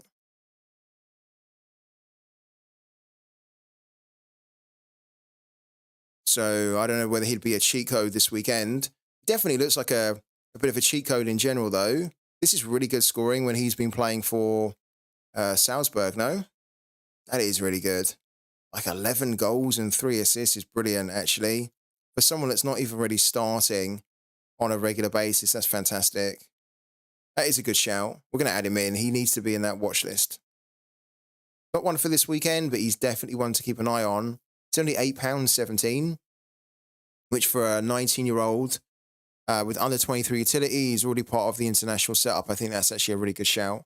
Yeah, it's a good shout from Arthur. I like it, man. I think it was a good idea there. See, when players retire, does the player be worthless? So yeah, when a player retires in Sorare, they are then just a collector's item. But they're not even really a collector's item, because people don't really want to collect players that retire in Sorare, because managers are just so interested in cards that have utility, that can give them some kind of a benefit in the game. It would be quite cool, actually, if one of the things we've talked about in the past, it would be quite cool if Sorare would give the ability to turn certain retired cards into legends, right? That'd be really cool. And if they revamped the whole legends competition, it would mean that, you know, if you had a player that retired that had a very good career, maybe there have to be some criteria that they would have to meet in order for them to be a legend, right? Maybe they would have had to have played X amount of games for a club, or won X amount, right? But then they retire, and then you have the ability to turn that card into a legend card, which then allows you to then start playing legends competitions. But the legends competitions would need to be like decent, as in like done well, good rewards, and worthwhile doing. At the moment, the legends are kind of like a joke. To be honest with you, it's a joke competition because it's another one of the good ideas that Sorare almost had too early, but then it's kind of been, they've had priorities elsewhere, so it's kind of just been a little bit neglected. But yeah, at the moment, when a player retires, their value just drops to basically nothing, because you can't use them in the game, and they don't have really any collection value. They kind of do, but they don't. Like, the collection value that they have is you get them to complete a collection to give you a bigger boost in your collection level bonus, right? But people don't really go and buy them for collection's sake, or like nostalgic sake, which is a bit of a shame, you know, because if you have a player that retires and you really like that player, you'd think, oh, I want to just have him in my collection, but it doesn't really work like that. What are we looking for, Free Tip Scout? We are doing our weekly Wednesday scouting where we're talking about players that have L15s of under 40 that you could think about for teams this weekend in the cap modes, or are just players that are worth knowing about and keeping an eye on in general, because their L15s of 40 are so low that they have the potential to massively outscore them. And we're just getting a couple of ideas from everybody here. Yeah, Sasha, definitely. I think did we not add Sasha before? I think we added him before. Yeah, I think we talked about him last week, and it's another good shout from Twitch Gaming. We added him in last week. He's very good, I think, for an L15 or 35. Now that he's starting and he's playing for Frankfurt, I think he's also finding his groove a bit more. Mika Dowds, definitely, yeah. Mika Dowds, for sure. Big, he's already in there as well, guys. So if you didn't know, George Mika Dowds is already in here. He says that. Oh, come on. Mika Dowds is in here. We've added him in before. Where is he gone? There he is. He's in there. For some reason, he wasn't coming up. But yeah, he's in there. And it's a good shout. Yeah, the home game against Lorient have been really poor. Defensively, they're probably going to be in a bit of a relegation battle. They kind of technically are already. And then we've got Mika Dowds, who's back playing for Metz, who hasn't scored yet, but he has a very good chance where he could do it against Lorient. And he has an L15 at 34. It's really good. Timo Werner at 36, Twitch Gaming saying.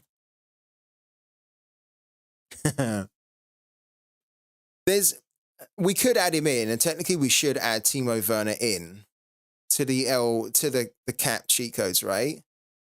I don't want to add him in because it's Timo Werner. I know that sounds so bad. I really don't want to add him in because I just don't think that he's going to do that good, to be honest. But we should. He done okay against Man United. He got an assist, right? And he has a game against Everton away. Technically, we should, right? L15 at 36 is Timo Werner. He has the potential where he can hit a really big score. He has done it in the past before. And this is the type of player that is the epitome of a cheat code where you can potentially get a 93 scorer from a cost of 36 in your capped mode, which is what you really should be thinking about. So it's actually a good call.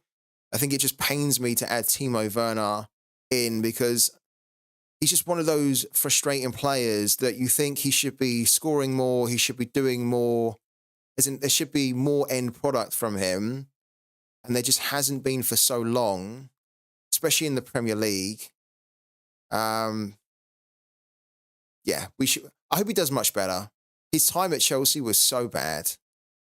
He was so bad at Chelsea that the chances that he missed were like, how how can you miss them? I mean, I could have scored them. You know, my nan could have scored them. You know, but you miss so many sitters for Chelsea. But Tottenham might actually be a better environment for him. And he's already got off to a really good start. So we'll add him in. It's one for you guys to keep an eye on and to think about. To be honest with you, he's actually quite cheap, I'd say, in many ways for Timo Werner. Still only 27. £11.80. He wants to try and get back into the German national team for the Euros, and he wants to become like a main part in that national team, right? Which is why he made the move. So yeah, a good shout, man. Good shout. Twitch, look at Twitch Gaming. Twitch Gaming's throwing all of them at us here. Yeah, Guedes is a good one. This guy's a good one. Got a good game as well this weekend at home against Cadiz. Very, very good. Yeah, L15 of 33. This guy surely would have come up in our search, wouldn't he? Let's have a quick look. I think this guy would have come up here, no? Why would he have not come up? Oh, it's probably because his L15 decisive is, yeah, look. Because his decisive score is lower, he wouldn't have come up. But that is a good shout. Yeah. He only came off the bench, but then he got a goal and an assist. And you have to say, they've got to give him more. They've got to give him a start, haven't they, after that? He wasn't really starting too much at Benfica, even though a long time ago he was, right? Way back, he was quite a regular starter. Yeah, and he was doing very good. A really good shout. Really good shout. We'll add him in as well. This is turning out to be such a rich watch list, isn't it? As in, like, rich because it's full of amazing options that we've all contributed as a community. So if you guys have any more ideas, then let us know. Lisandro Martinez, is he back? Is Lisandro Martinez back? He is back, isn't he? Yeah, of course he's back. Because he played in the last game. He is a cheat code, yeah. Big time. Good shot. I didn't realize that he had a 25 in his L15. That's really good.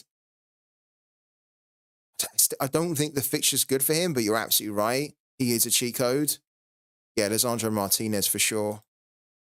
But the other one that I think I saw from you guys was Bellerin. Yeah. So Bellerin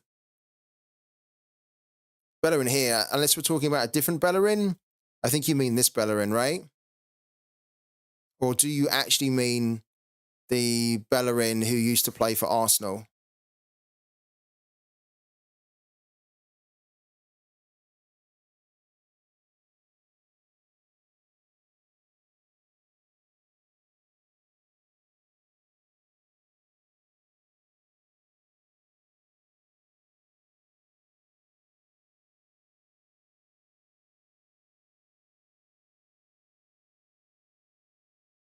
This is the Bellerin. No way. I didn't even recognize this Bellerin at all. He looks so different.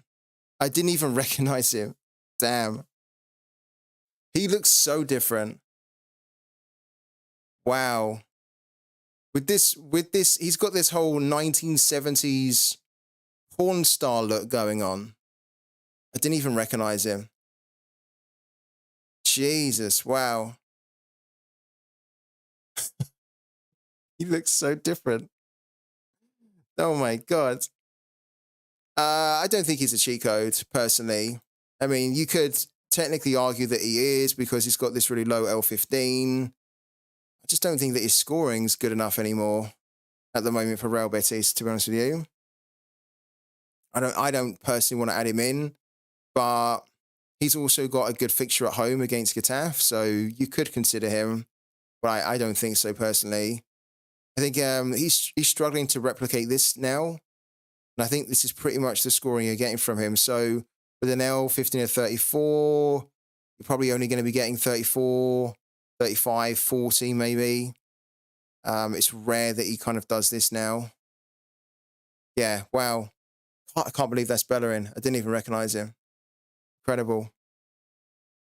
Bamford, yeah, Bamford's there. He's already in our cheat code watch list for sure. Bamford, yeah. 35. Bristol City aren't that great. So I think this is a good fixture for Bamford as well. Bamford's only £3.87.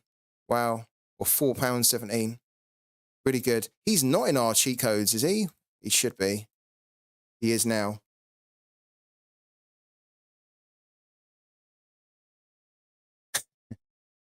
Always comes to the set for three-way action with his buddy Carlos Acevedo. Yeah. let's bring these two up, actually, together.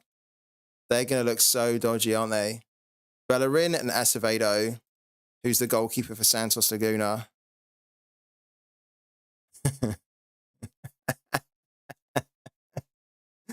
These two guys are like primed to do a retro flashback 1970s porn scene.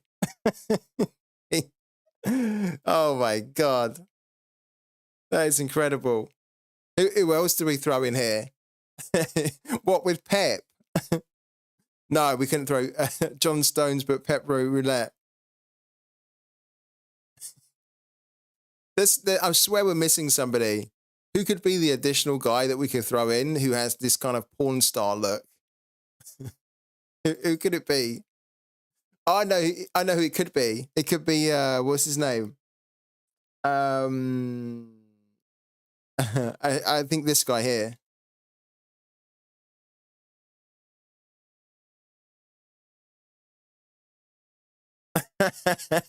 just throwing him in for the hair. Giroud could probably go in there, yeah. Oh my God. Who have we actually got on our list as well? We haven't really gone through our list yet, have we? We've actually got tons of forwards. Let's have a quick look at our list as well. Marley Watkins. Kara. Oh, he's got a game against Galatasaray. He is already in there as a cheat code. We've already added him in, but he's definitely got a horrible game this weekend. Borja is in there as well. Definitely a cheat code. Arthur Cabral, no, not so much, actually. Pepe's brilliant. Pepe's really good, but Pepe's just not... He doesn't start. It's such a shame for Pepe. He's like only 21 still, so the experience of him being abroad is good. But this is such a waste to see a player like this at a club that's just not starting. When he was at Groningen, it was perfect for him. He's now moved to PSV. He's not starting. He is a cheat code, though. I mean, technically, if Pepe moved back to the MLS, then he'd be brilliant. He'd be brilliant because then he'd be smashing it again like that. He's absolutely a cheat code. There's just a frustrating thing with him is that he's a cheat code that isn't really a cheat code that you can rely on right now. But as a player, he's not a 37 scoring player. He's a player that when he starts, he will give you scores of 70, 80. So, yeah, I'm hoping that in the summer, they decide to loan him out because he has a really long contract with them until 2028. He can't go another season where he just he is just on the bench. He just can't. And I'm sure that he would be he'll be saying to them as well, look, I'm happy to be here to be part of the club, but I want to be playing regular football. Like, can you loan me out anywhere? That's what I'd be saying. I'd be saying, look, I don't want to be on the bench. Because it's not even like I think he has a realistic chance of getting in the team anytime soon because they're so good. They have so many options up front. So a loan would better serve him rather than him just sitting on the bench. So he is a cheat code. I think he's probably more of a cheat code for next season, though. Yeah. But he's very good in his own right. Like, if he wasn't playing for PSV, if he was playing for another team if he was playing for AZ, for example, right, and he was starting for AZ, he'd be great. He'd be really good for AZ. If he was starting for, like, a Heracles or a Sfold or a Volendam, like basically any other club in the Eredivisie, if he was starting for them, he'd be producing these types of scores regularly because he is that good. Just a real shame for him.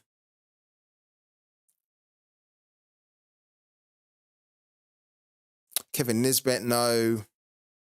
Calvert-Lewin kind of needs to be considered a cheat code generally because he has this really nice low L15. He has a horrible fixture this weekend, though. Hudson-Odoi. Yeah, you mentioned him before. Pooky at 27.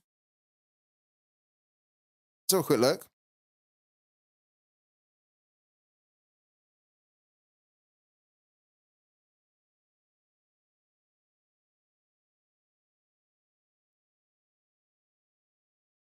Definitely doing better. Doing a lot better since he started again now. I don't think I really consider this guy to be a cheat code, if I'm honest with you. One of the reasons why I don't is because, and this is just so everybody understands, right, is that even though he has an L15 at 27, kind of like it's not a bad shout from Twitch Gaming, but just so that we can try and make the distinction between players that should be classed as cheat codes and others that shouldn't. It's not really that they have a low L15 so that then they're going to be able to outscore it pretty easily, even with a score of 40 or 50. It's more like we need to be thinking about players that can help managers to get into this range here, 80, 90. And this guy just can't. He's a fullback and he has no AA whatsoever. So the fact he has no AA whatsoever means that there's no way realistically he can get into 80, 90. So it is good that he's now starting. And yeah, sure, you can use him in cap to 20 with an L15 or 27. But I think also you'd just probably be better off not playing that type of guy and looking for someone who is maybe 30, 35, but then has the realistic potential to hit you a score of 80, 90. And this guy just doesn't really have it. So not a bad shout, but not the type of cheat code we're looking for. But he's actually a player that you guys could consider if you really do need someone just to kind of squeeze into your cap 220. If you've got a team of 4 that you really want to play and the only remaining budget you've got is about 27, 28, and you're struggling to find a player that you can put in there with a cap of 27, 28, then this guy probably fits the bill, right? Because then you can put him in, he's starting, he might be able to give you a score of 45, 50, and off the back of a 27 cost, that's actually pretty good, right? Especially if you put him in a team with lots of big heavy hitters, but it might not actually matter that he only gets a score of 40, 45, because the other guys will then be able to hit so much higher because he's been so cheap anyway. So that's kind of what you could do with him. But yeah, not really the kind of the classic benchmark that we're looking for. So a quick look at more forwards here. Hudson-Odoi is there, Cordova, Terodde. I keep saying that Terodde is going to score, and every time I say that, Terodde doesn't score. So what I'm going to say this week is that Terodde is not going to score. So there you go. Terodde is not going to score against Braunschweig, right? Wink, wink. But he is a cheat code. And if he doesn't score this weekend, he's going to score very well. So decipher that how you will. But home game against Braunschweig, I think, is actually pretty good for Schalke, who have been a very inconsistent team. Can't seem to really string together a nice run of form. When they do, they then end up getting hammered or they lose, and it's just very frustrating. But this guy does have the potential to do well this weekend. Robin Hack at 36, definitely, yeah. Hack's already in there. Derry Sherhant. Wow. That's an interesting one.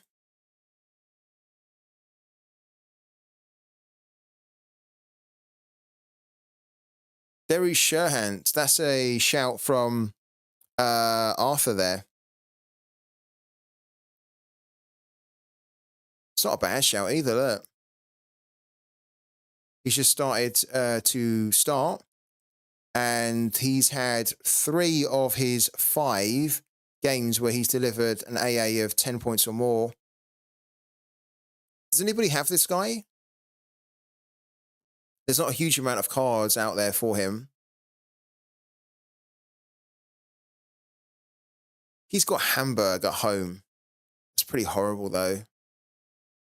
That's pretty horrible. But I think that he doesn't really have the AA either, but he's a forward that will improve his AA if he continues to do that. And one of the reasons he doesn't really have a good AA score is because it's calculating it based off mainly his sub appearances, right?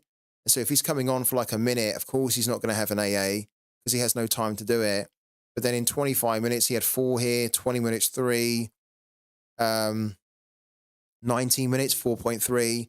So technically his AA is a lot better than 1.5. His AA in the starts he's had at the moment is 5.2. Probably a good shout there. Well, add him in. I think that's worth some of you guys looking into. What else do we have here? Ashley Barnes against Coventry at home. Hayashi, he's injured again. Brian Lasme. Sesko's in there. Again, really good player. Doesn't start enough, unfortunately. Sesko. Who's he got? He's got Union Berlin. He's got Union Berlin this weekend. This could be quite a good game for Benjamin Sesko. He's definitely been starting more since Timo Werner left. And he's just such a good player anyway. He's actually one of the best players to come out of Slovenia in a while. Still really young as well. He's only 20. It's pretty nuts that this guy's only 20.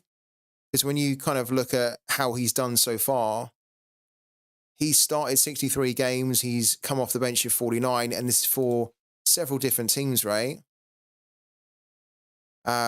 If we looked at the starts that he's had, he's very effective when he's on the pitch.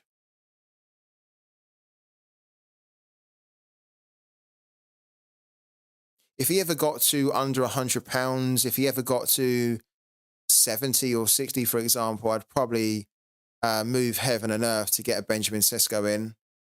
But that would be a big, big arse, wouldn't it? You never know with this game. We can sit here today and say he's £189 and he'll never get to £60. But we were saying about goalkeepers, rare goalkeepers a year ago when they were £500 that they won't get much cheaper than that. And as we saw, you can get rare goalkeepers now, starting goalkeepers for £80, which we showed you guys on the stream yesterday. So you never know. You never know. But he's very, very good. And I think he actually has a good fixture. He's already, he's only got an L15 and a 38 as well. It's a pretty good one. Yeah, it's a good one for Sesko. Free Tip Scout, general thought on Yuri Alberto, a move in the Prem. We'll come back to that in a second. You saw Rijeka signed Mirko Maric until the end of the season. I didn't. No, I didn't. Thank you.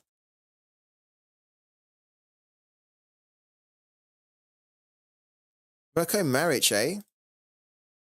Returning back to the Croatian League.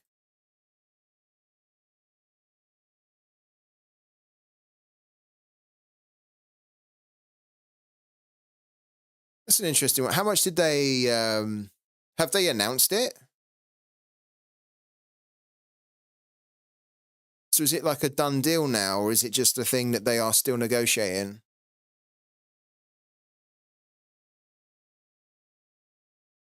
No, they've done it. Yeah, you're right. They've announced it. Wow, lovely.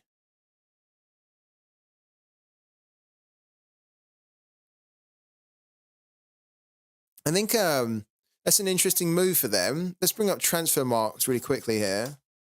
It's an interesting move because, like, Rijeka are in Rijeka. Oh, hello. Rijeka are in a really good title race at the moment. I think one of the downfalls that they've had so far is that up front, they've been a little bit lacking. They have scored quite a few goals, but I think most of their goals have been coming from the midfield area. We bring up Rijeka right now. Yeah, that's a really good... I'm glad you told me about that. So appreciate that, man. If we look at Rijeka, so they're currently top at the moment. They've scored 38 goals, okay, which is really good. In fact, there's only one other team in the division that scored more than them, and it's Osijek. Now, if we go on to Rijeka, what you'll see, we look at the goals that have been scored, right? Most of their goals actually have coming from Jankovic, Xhaka. They've got Ivanovic, who's only scored 5 as a forward, which is kind of low. Zalahi's chipped in with 3. Pasalic with 4.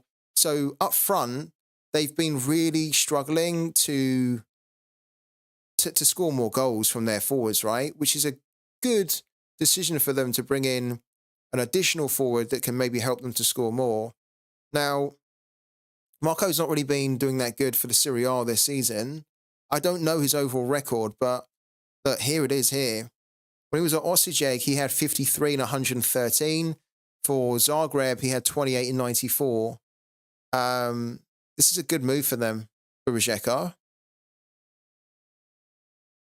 He's only about £2.91 is limited, which I think is very good. He's got an L15 of 34. Very good indeed. And Rijeka, they have a really good fixture this weekend because they're playing Istra. So, and they're playing them at home, I think, right? Yeah, look, they're playing Istra at home. So Mirko will probably end up starting. And he has the potential then, Mirko, in this fixture here, where he could massively outscore his L15 of 34. Great shout, that one, from Twitch Gaming. Really great shout. Really good shout. He has the potential to be a huge cheat code for the rest of the season. Great call. Really good call. So let's add him in.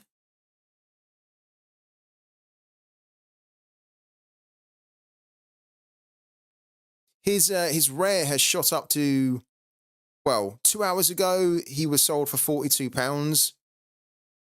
He's currently in the market for £76.98. You definitely don't want to spend that. I think if you can try and get him for under 50, that's a good effort. Obviously, it's almost like the window's passed to get him because you can see here that, look, a lot of guys have already been keeping an eye on it and they were able to buy him. Holy shit. Somebody bought him for £157. Oh, that was the bundled auction. Okay, fair enough. So he would have been cheaper. That's several cards rather than just his one card. But a lot of the guys here were really smart because they'd obviously been following the transfer rumours and news around it, and that they had been buying him for £17, £13. So less than 20 was great. And then, like a day ago, he was bought for 44, 2-3 days ago for 33. So his price is climbing, constantly climbing. Yeah, exactly. If you bought him for 15, you're laughing now, aren't you? You really are.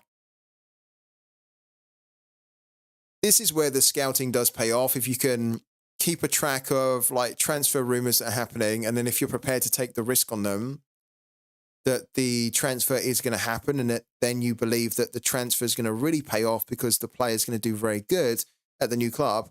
If you can buy them really cheap, then you are laughing, because then you have two possible situations where you can sell them for mad amounts of profit versus what you paid for them, or you just keep them and then just hope then and wait that they can then hit you like 70, 80, 90 regularly and give you the top end scoring to give you the best ever prizes you can get in Sorare. Really good. Anybody who picked him up for €15, wow, incredible. But even now, I think he's still pretty good value. If I have Bryce Mublau, Robertson, Tony Cruz, and Vanitsek available for cap 240, is it worth picking up a striker with 74 gems remaining and going for a big reward, or just stick with Teroda and go for the $5? That's a really good team. of Mablau, Robertson, Tony Cruz, and Vanitsek. Did they fit in Cap 240? You have 74 gems left. Wow. I mean, I think to be honest with you, Teroda has a good fixture this weekend, right? We were just talking about that. I think he has a good fixture. I think he has a good chance where he can score. I don't want to jinx it, so I'm going to say he's not going to score, but you guys know what I mean by that. Moreno is amazing, though, because Moreno is way better at scoring in the higher end ranges than Teroda. And I like Moreno more than Teroda. So I don't think you necessarily need actually to go and get Moreno. But if you think he has a better chance to outscore Teroda, then it might be worth doing. Because do they have, is it Cadiz they have, no? At home. Yeah, it's Cadiz at home, isn't it? And he's in great form as well, isn't he? And I love this guy because he really does hit super high. Look, I mean, it's incredible. So I think with the team that you've got, I probably would. I probably would pick Moreno because I feel like if you didn't go and get Moreno and then you played that team that you're proposing to play, which is a good team, by the way, the Milky Bar Kid, then I think you would regret it more if you didn't get Moreno and then Moreno ended up scoring like 100 or 80 or whatever it is, right? And then you play Teroda, and then everybody else in your team kind of smashed it, but then maybe Teroda only gives you a score of like 60. I probably would get Moreno. I'm a big fan of him anyway. This scoring is so good. Yeah, I think you should get Moreno. Yeah, I would be doing the same. I don't think you need to, but I think if you can, it's probably going to work out for you if you can do it.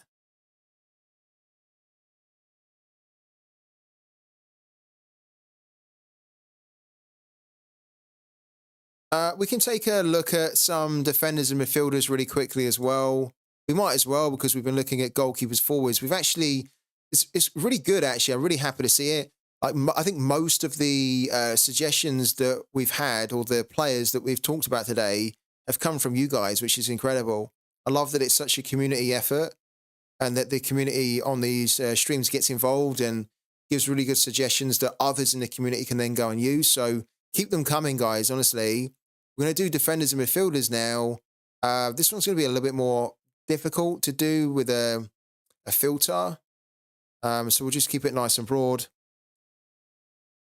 Yeah, we've added a lot to the list today, and I think you've also contributed a lot to the list as well, Twitch Gaming, which is massively appreciated. We have a ton of players here, right? Maybe what we should do is we should sort this by...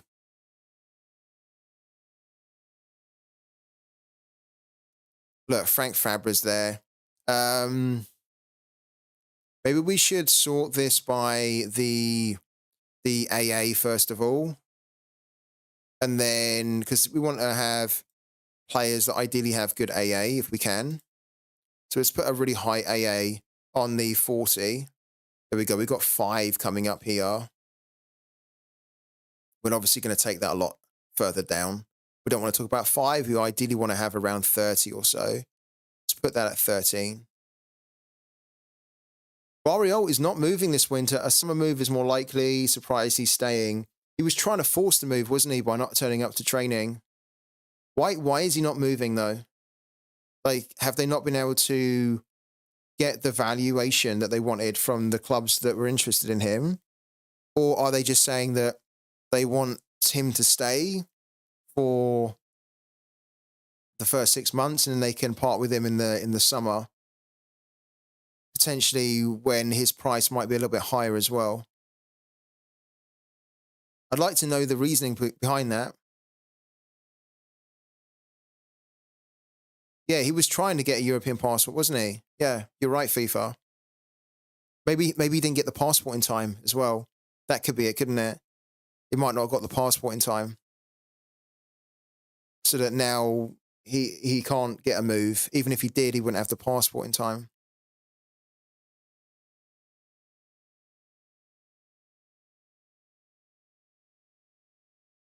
They can't get it done in time with all the paperwork. That's a bit of a shame for Barreal, but it's also great news for Barreal owners, right? Because they can just get another 6 months out of him in the MLS, which is good.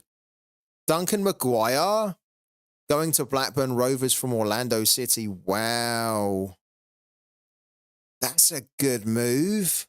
Because Duncan Maguire was smashing it for Orlando City last year. I'm a little bit surprised to hear that. I didn't expect it. That seems like a really out of the blue transfer. Is it a transfer or is it a loan?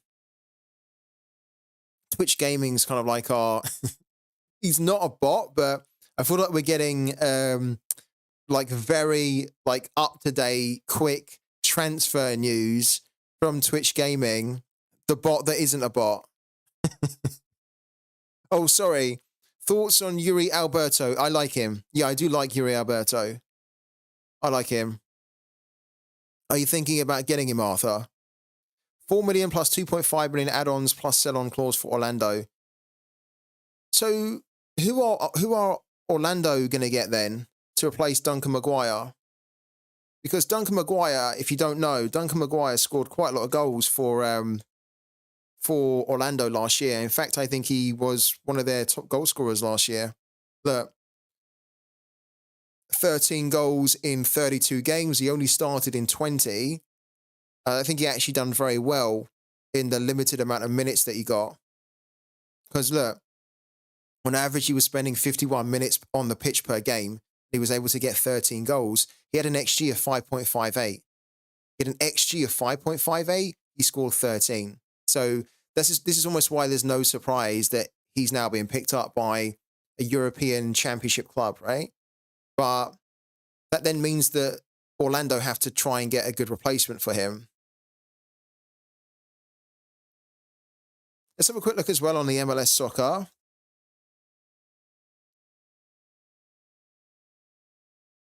They have a transfer tracker of their own, which you can find when you go into the news section.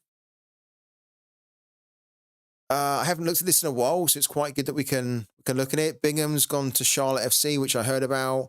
Chase Gaspar has gone to Chicago. And then what will eventually happen when the deal is all done and signed off is that this will then come up about, for Orlando, this will come up on here talking about Duncan Maguire going to Blackburn. What a good transfer story that is, man. Yeah, what a good transfer story. I mean, technically, Orlando have a couple of players, right, already that they could maybe look at for forwards. So they probably don't need a direct replacement, but also they're a little bit shy, aren't they? Look, they have a couple of forward players or wingers that could play and fit into that position, but they really need to get then a proper number 9 to replace someone like Duncan Maguire. Ramiro Enrique technically isn't really ready. He is from Banfield. Maybe they want to give him a bit more of a shot, but I think they probably will want to go out and get a proper forward. Someone who's proven that can give them that amount of goals they got from Duncan Maguire. Yeah, it could be the time for Facundo Torres, couldn't it? Yeah, it could be. Because Facundo Torres, he can play further up, and he's very, very good. He got 14 goals as well, but he tends to kind of play more wide rather than through the middle. Whereas Duncan Maguire kind of played through the middle as a centre forward.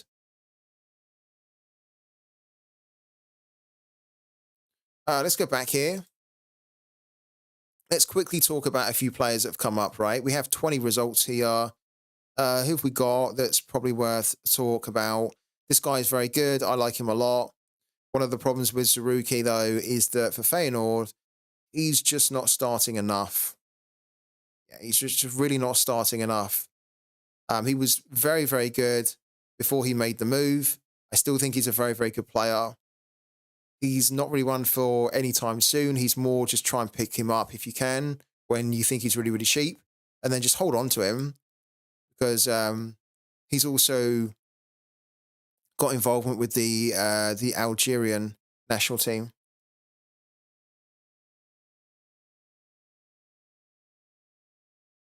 Mullenstein, I think, is out injured, isn't he? Yeah, with a hip injury, but we like him. He can definitely do better than this. He's already in there as a cap cheat code. And Varane is 40.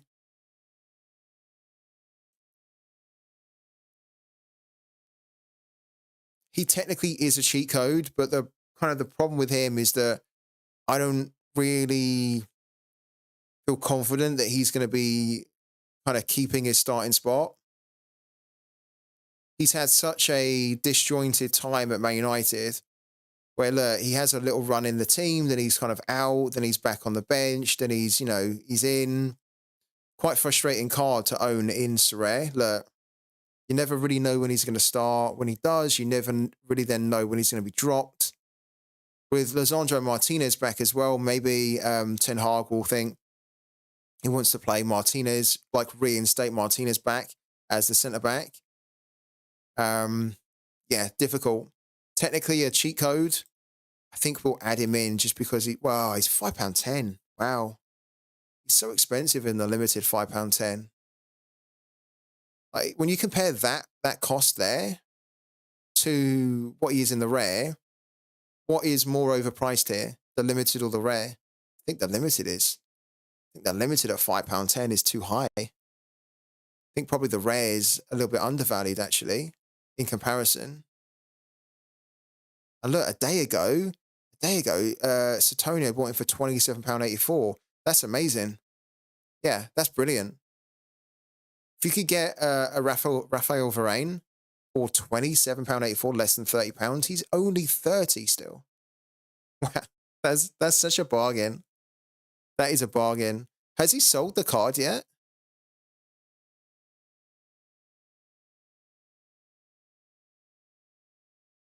He hasn't sold the card yet, but I'm sure if you wanted to get this card, you'd have to pay a lot more than £27.84.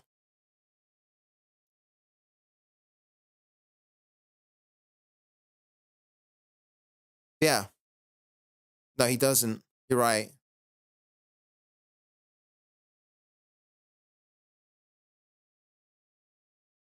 When you look at Varane, he doesn't have any new season mints at all. Incredible pickup for £27.84. Really good. But in the limited, I just think he's too expensive. But he's definitely somebody that we want to, I think, add in as a cheat code. He has the potential where he can hit like a really good score. And if he's going to start again against West Ham this weekend, then he could hit you a score of 73, 72, 81. He's only 40 in his L15. So worth looking at. Munoz is in there as well. Lovren technically is a cheat code. In fact, Lovren at 39 is very good. One of the problems with Lovren at the moment is, again, his playing time. He's been playing for a Lyon team as well that haven't been that great this season. You can see that from some of their results, right? They've just been losing too many games, which is really bad for Lyon. And because he's a defender, it then means that his scoring has taken a bit of a hit because he's then no longer getting the 10-point clean sheet bonus, which will then boost up his AA and his overall scoring. So Lyon's a bit of a frustrating team to target, but as an actual player, he's got it in his locker where at any moment he could just hit you a score of 80, 90, 100. This weekend, they're playing Marseille at home, which is actually quite difficult. But sometimes difficult fixtures are really good for defenders. I think he's already in there as well. Hello to Ripshots Gaming. Sorry I'm late. Don't worry at all. There's no real... We start at a certain time, but if you can never make it, don't worry at all. I just wanted to ask if any goalkeepers have been mentioned so far. They have, yeah. If so, are they on the cheaper end, max 170 for rare? Yeah. we have talked about a few. If you want to check the ones out that we have added in, then this is the watch list for you to access. So I'll give the link again. I'll give the link in the chat. There you go. There's the link. So just click that link there. And then if you have a Sorare Data Star membership, then you'll be able to access that watch list and you'll be able to see all the players that we've added in most recently and all the players that we've added in since we've been running this weekly cap cheat codes kind of scouting stream every Wednesday. And if you don't, for example, if any of you in the chat do not have a Sorare Data Pro membership, then if you type Free Tip Scout in at the membership page when you go to upgrade to Pro or sign up to Pro, it will massively support the channel. And of course, it will then give you access to the watch list as well. Yeah, Sidney Van Hooijdonk, he was trending on Twitter yesterday. And I was like, why is he trending? And then I kind of like clicked on it. I was like, okay, he's been linked with Norwich. And that is a good one. That is a good one. Because he's a very, very good forward, Sidney Van Hooijdonk. Don't know how much he is actually, transfer value wise. Have a little look.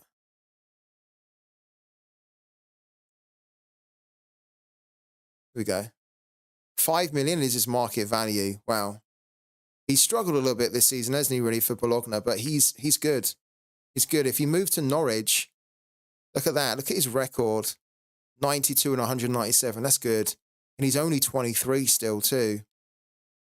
A lot of can be a little bit tricky, I think, when I think this transition from like the Dutch Eredivisie to the Serie A, I don't think that is a good transition. I don't think a lot of players can make the jump from Eredivisie to the Serie A. And so I always think to myself, why are Serie A teams like targeting those types of players, right? Because I don't think they do very well. But they will tend to do quite well in the Championship. It's good to see him make a move, though. Yeah, Jesper Karlsson. Jesper Karlsson is that type of player, definitely. No, I disagree with you, FIFA. I disagree with you. It's not a good transition, in my opinion, at all. It's not.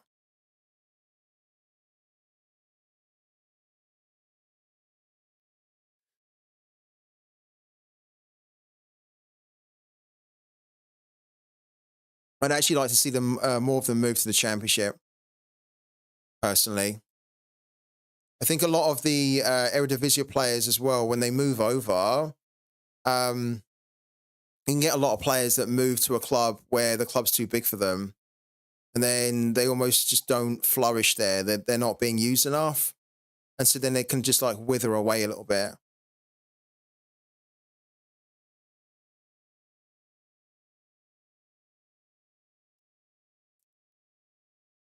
Right, let's keep it going.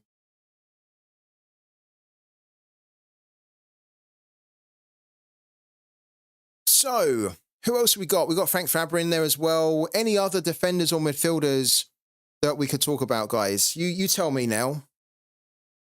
You tell me. Any other players that we could look at who are L15s, under 40? Time for you guys to tell me some more.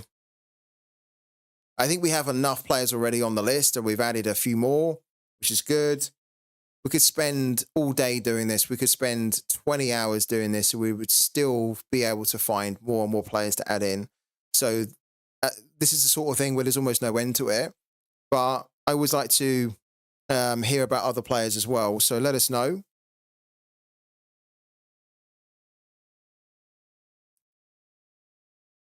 Rodrigo Alejandro, says FIFA. Let's have a little look. See, here we go. For River Plate. There we go. L1535, £3 in the limited, £33 average in the rare. It's probably not a bad shout, actually, because he's got a very good L40. Got very good levels of scoring as well. That is a good shout. Yeah, from FIFA there. Definitely worth adding in. Who have they got? They've got Velez at home. Okay, that's pretty good.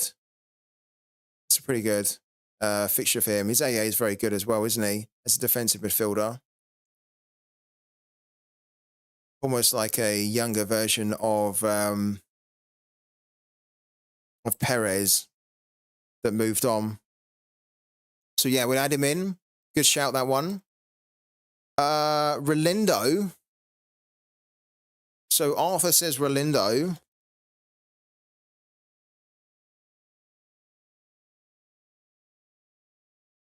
Who are we talking about here?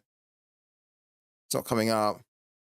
Mirko Kos from Austria for 0. That's a good shout. Mirko Kos is a good player. Yeah, Mirko Kos is a good shout.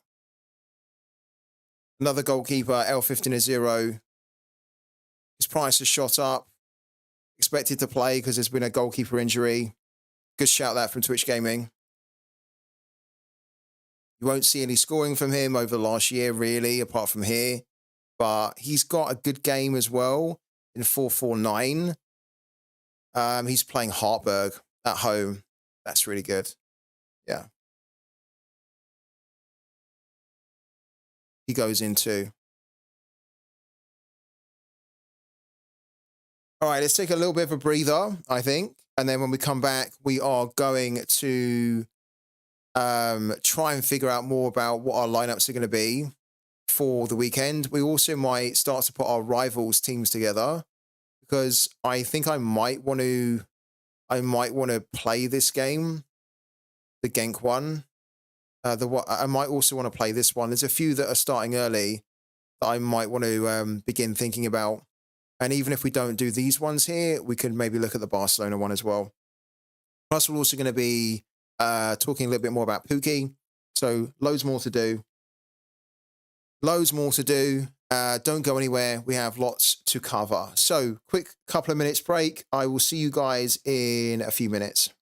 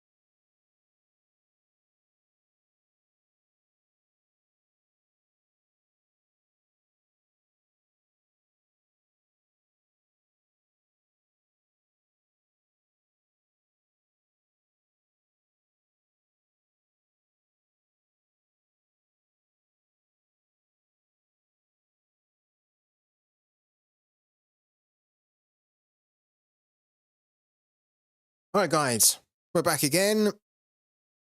We have an arena ticket to claim, so let's claim that now. And let's do some rivals, I think, now. Hello to Nico. How you doing, man?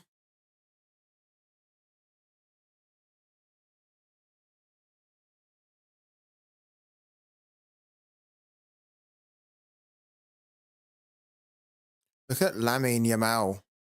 He's doing so good at the moment. He's doing incredible. For a 16-year-old, it's just ridiculous, isn't it? 47, and then we have 49.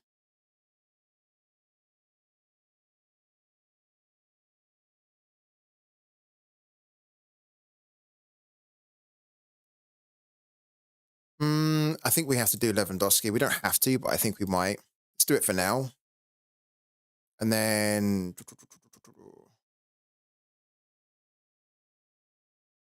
put Kunde as the captain for now. Tiki-taka with Barca, I think. Do that. Okay. Man City Burnley, I don't know.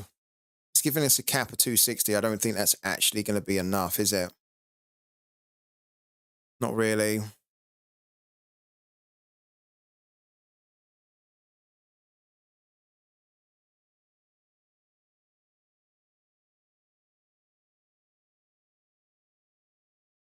Because all their caps are so high. Yeah, look. 46, 49. I don't think we can do it. We could do that, and then we could do Kyle Walker. And then in the midfield, we would probably want to do Kevin De Bruyne as an 80. Oh, my God. But we could do Rodrigo instead. Rodri. Then we could do Alvarez, and then we have, what, 35? Oh, dear. Not possible, really. Yeah, not really possible. If Edison doesn't start, then we can do it, right? We can do Moreno then. We can only, well, even then we could do it, but it wouldn't be that great.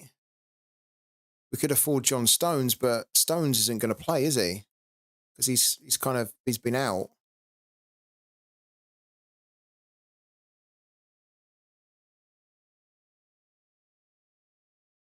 So I don't think we would actually do it.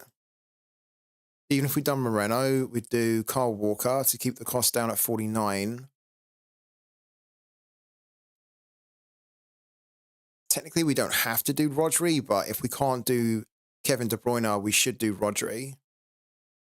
I feel Foden, Silva, it's not going to be good enough. Because if you don't pick Rodri and you go up against someone that has a Rodri, you're going to struggle. And technically, you're going to struggle if you go up against someone that has a De Bruyne. But then I'm then thinking, well, how are they picking a De Bruyne to have a nice balanced team? So you've almost got to have one of the two, Rodri or De Bruyne. And then Alvarez is kind of like is like a given. Haaland's back, but he's probably going to start from the bench. So I don't think we actually do this one. Because we technically can't do it. What we could do actually is we could, this is what we could do. We could just put in whoever here. So we could put in a John Stones, right? And then if John Stones isn't starting, that's fine. But then what we could do is like the tactic, not the tactic, but we could do like a little bit of a trick where then we use the sub. And so then we use the sub as Haaland. And then we expect Haaland to come on. Because then if Haaland comes on as a sub, we've got a cost of 66 player for a cost of 41. And then Haaland could equally come off the bench easily and score a goal. But I think with this game as well is that if Man City were winning 4-5-0, which they could do by half time, I don't think that they would really want to risk then playing a Haaland when the game's already done. And they probably think, let's just give him a bit more time.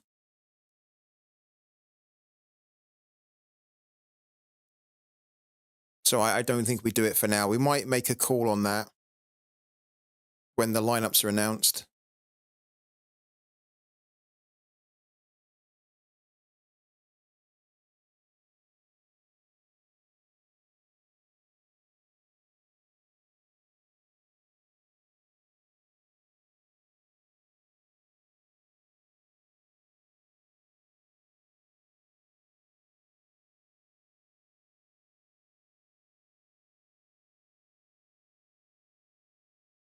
I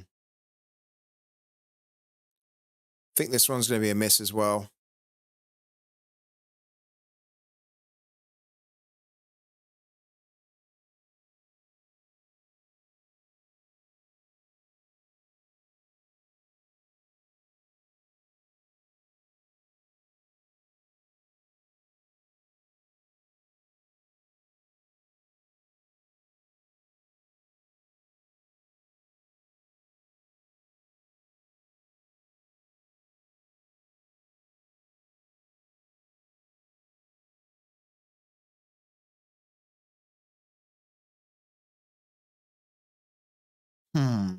Arthur Vermeeren's there now.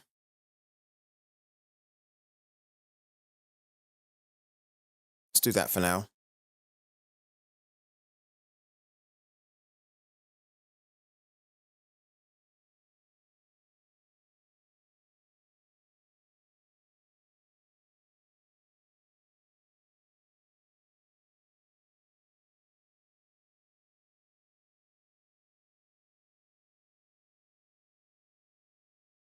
All right. I've just noticed I'm only 4.6 points away from the big 75K. Collected 30,000 channel points the past 2.5 weeks. Wow. That is some heavy going, isn't it? So yeah, you guys can, I can buy you a £10 card on the stream, of your choice, what you want. But you have to hit 75,000 on the channel for you to claim it.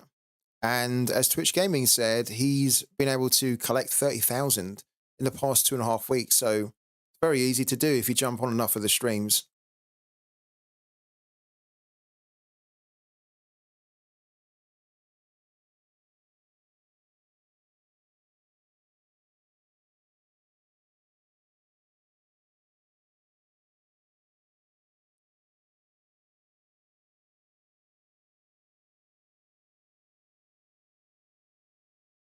I'm weighing up what other game we do. Argentina's Juniors is actually quite a good one to do.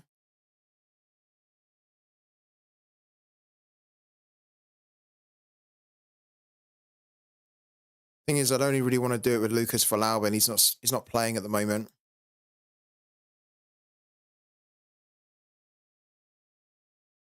This one is good, but I think everyone's going to be backing USG here, so it's a case of picking the exact right 5 that score really well.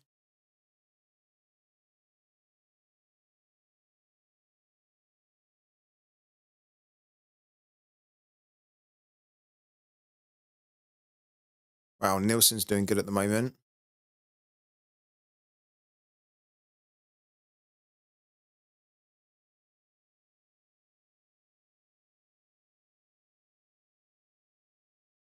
Cameron Puertas is 61. Wow, that's kind of high.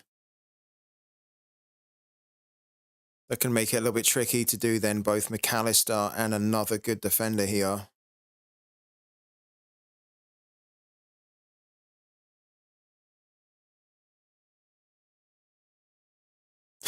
Pick Sadiki. He is the player that we were saying is a bit of a cheat code, right? I mean, Burgess here at 49 is very good.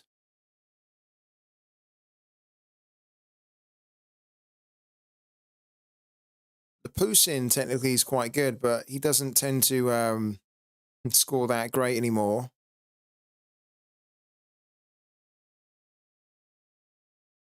That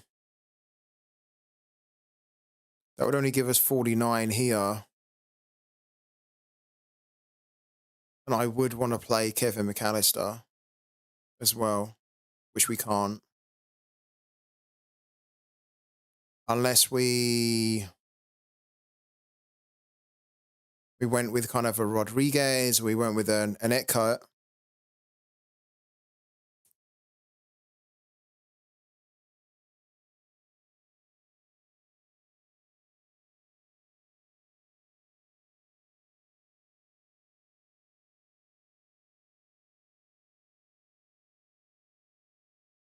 This is actually quite a useful exercise to do before, way before the Rivals games are happening, is to kind of almost just run through what your theoretical team would be. So before the lineups are announced, what is the best team that you would want to put out for it?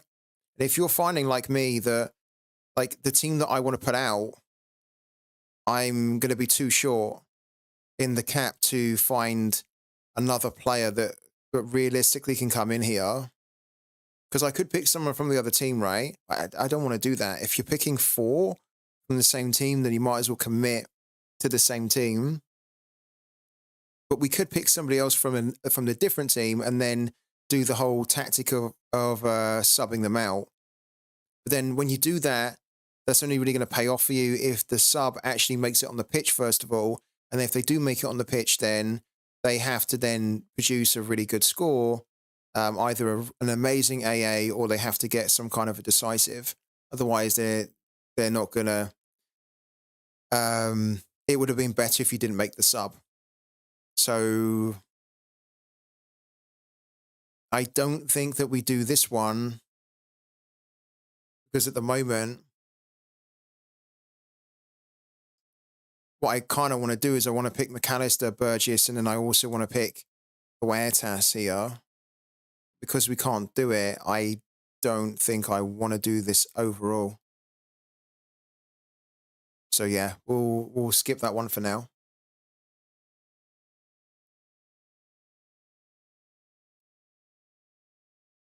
You putting a shock in at the moment.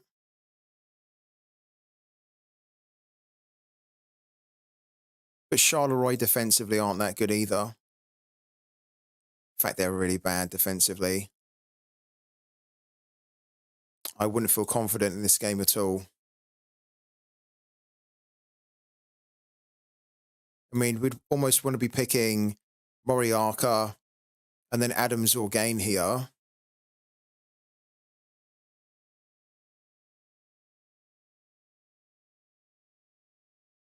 Oh, this is such a weird team, honestly. Where are they in the league, Charleroi? I think they're kind of battling relegation, no? Yeah.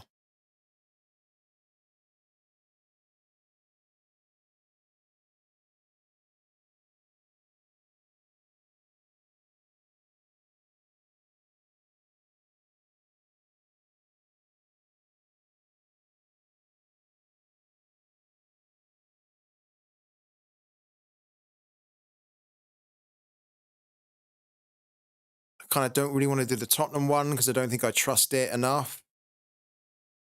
I mean, technically, Tottenham should do well here. God, Porro is 64. Ouch, that's a little bit high. Benton Kerr is only 39, though. And isn't... Well, Madison's back, no? He's a Costa 65.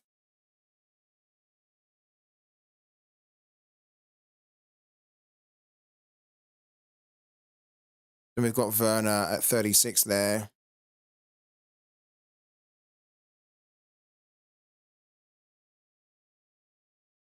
There is a potential that we could do this here.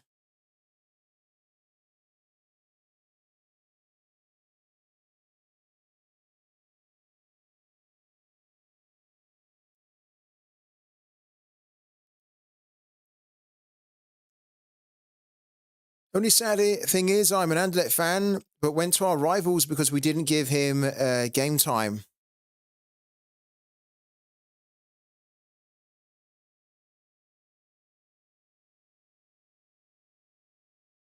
Hello also to Robbie as well.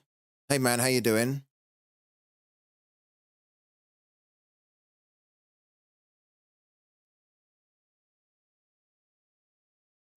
We're going to come back and change that a little bit later, I think. So we have 3 games. We could potentially do another one.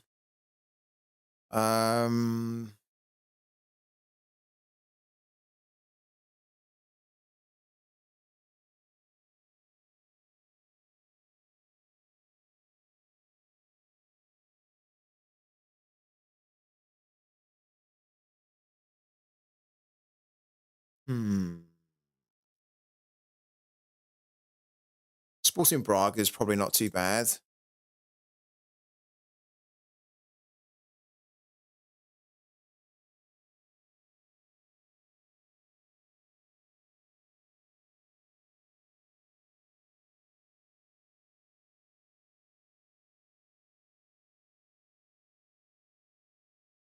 Then we'd only have about 35 for the forward. Yeah, I don't know. Oh, Zurich are playing Lausanne. And then St. Gallen against Servette. St. Gallen at home is quite a good one.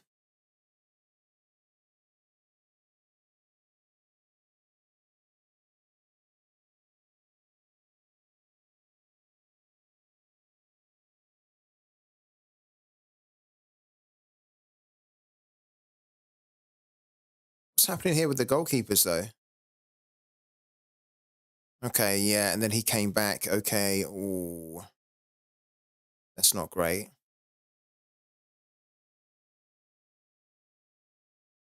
We might need to wait on that one as well, I think. Let's go into pro.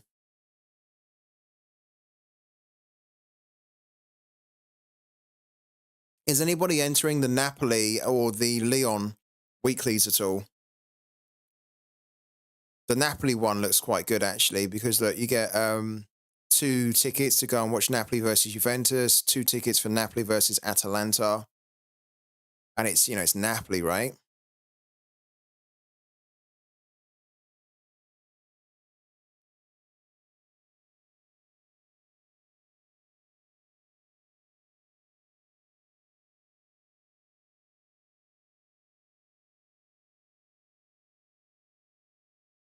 Yeah, the chance to win something is so small. Hello to P. Sal as well. Do you know if we make a sub in Rivals, we lose the points of the tactic that subbed off the player made?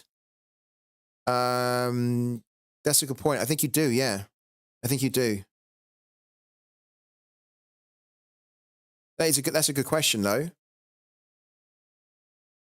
That technically is something that needs to be explained in the game.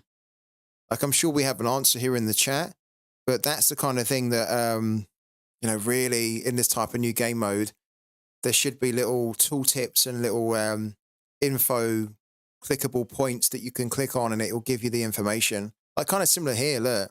There should be little eyes, you know, all dotted around in the rivals that will explain stuff like that.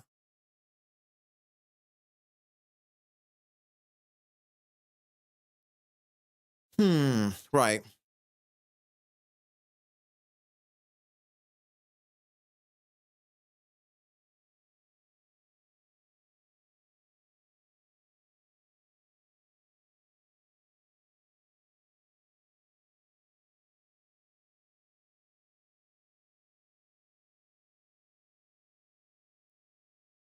So one of the things that we need to figure out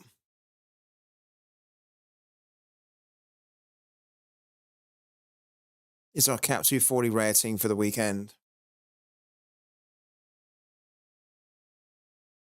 We were trying to put Slovic in, but then when we were doing that, we were running into trouble.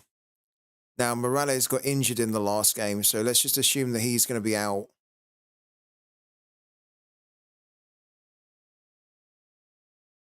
Smolcic and Salahi are too expensive. So is Pappy at 52. Heiser at 47 is good. A home game, he's very good in his home game, so we could look at him. And in fact, we probably need to look at him. Because if we don't look at him, then the next defender realistically we can look at is Cosio at 48. Bocat at 49. And I think it's already quite high to have for a goalkeeper, 53. Because we're kind of assuming that maybe Kofi won't play. To be honest with you, I think even if Kofi does play, I might just want to play him in All-Star anyway.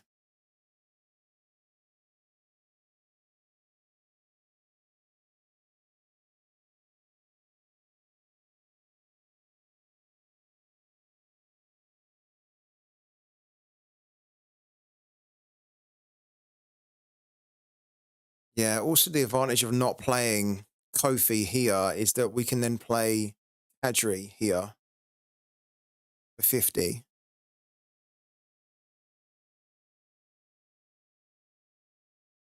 And then we have 90 for the remaining team.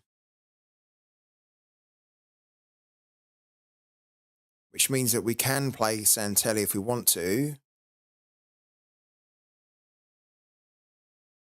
And then we have 44, which is tricky. Yeah, that's tricky. Okay, so then the alternative is that we need to play Advancing,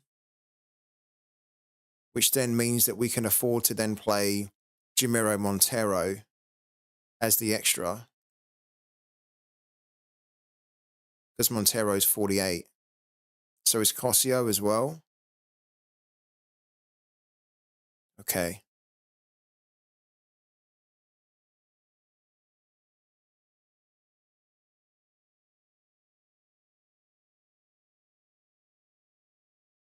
Let's go with that for now.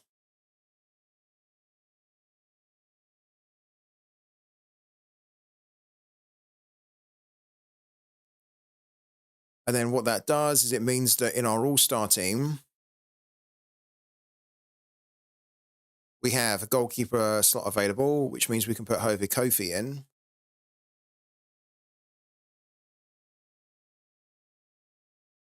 We would play Smolcic here to pair up with Zalahi. Then we have the option of Santelli, anti-airseg, which I don't think we want to do. Or do we?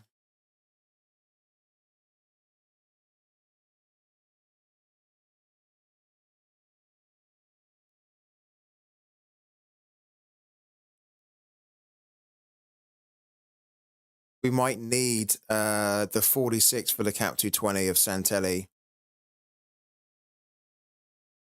We could assume that Carlos Garces is going to start, that hopefully he's fit enough now to start.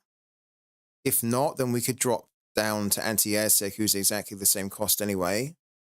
Just don't think we can play Santelli here when we're taking Advancing at a Cap 220, putting him into Cap 240, and then we don't really have another option unless Maxi is available to play.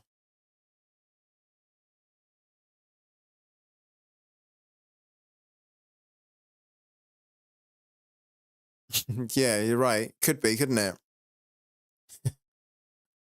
Also, I quite like anti-airseg because he does tend to do quite well in the tough games, you know? He's quite a difficult, tricky player to keep an eye on, to keep tabs on. So maybe what we could do here then is we could play Zapar, but Anto Grigic is 55.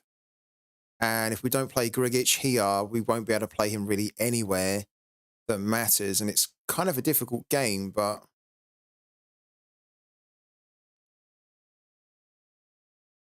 that's not too bad. And then Cap 220.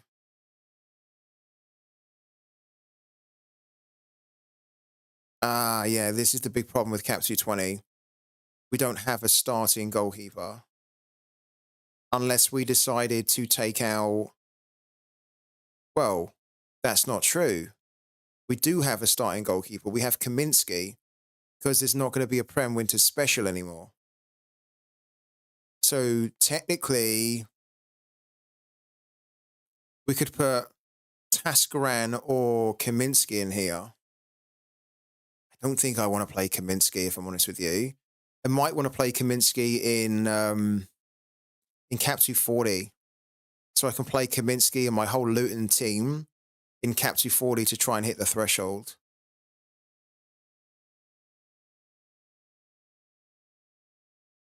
So if we said we were going to do Tascaran in there, we took these guys out here. As the forward, we looked at Santelli. As the midfielder, we have to play Zaper somewhere.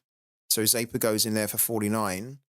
And then Pappy at 52 is high.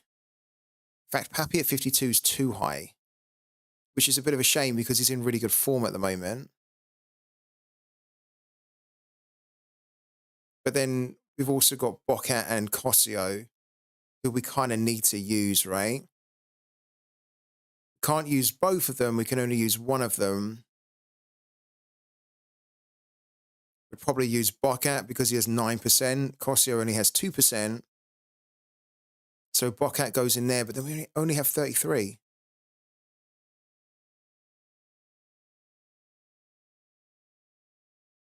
Which is a problem.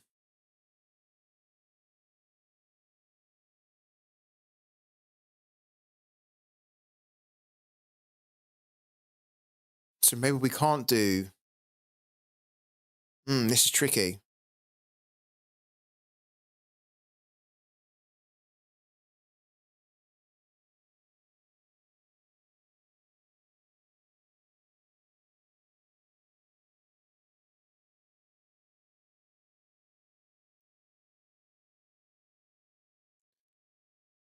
It's a good question. I don't think we're doing that good, actually, in the Cap 220.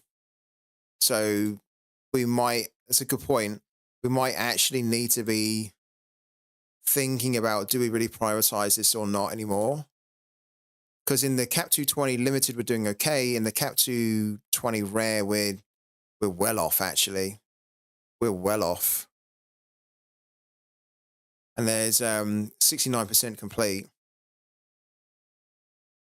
So we might need to be thinking about how hard we really go in this, actually. It might be better if we go into Cap 270.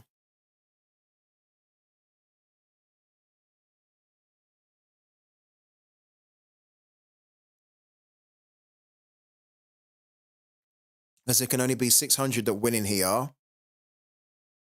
And we're already 598.9 points away from a tier 3. So what that basically means is that we would almost need to hit some mental scores now every single game week until this finishes.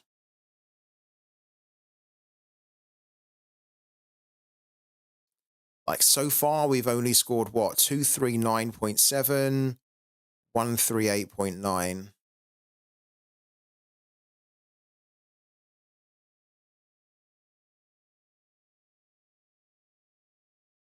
So it's not very good at the moment. Yeah, we've only got 2 scores in, but we're 500. We're basically 600 points away. So I guess you're right. If we added another, we got a good score in here, we'd need a score of like 300, 350 to close the gap.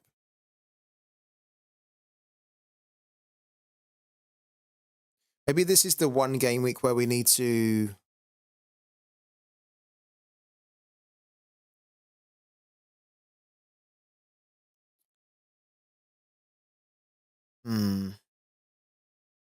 So look, this is the next game week, isn't it?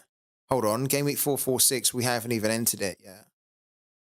So then, like, there's basically, look, there's 2 game weeks left.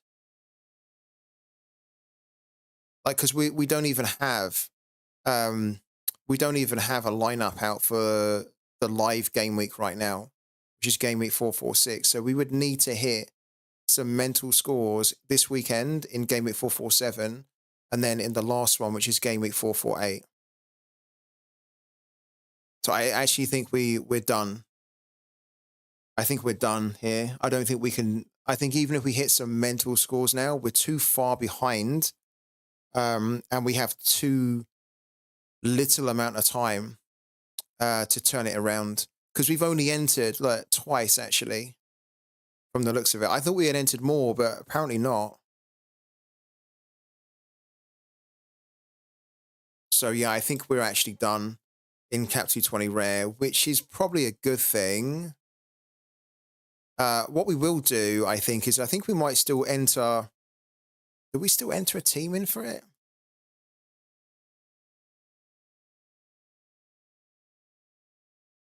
Probably not. Because if we enter a team into it, we're just wasting a limited card, a limited goalkeeper, and we don't have many of them. So maybe we don't do it.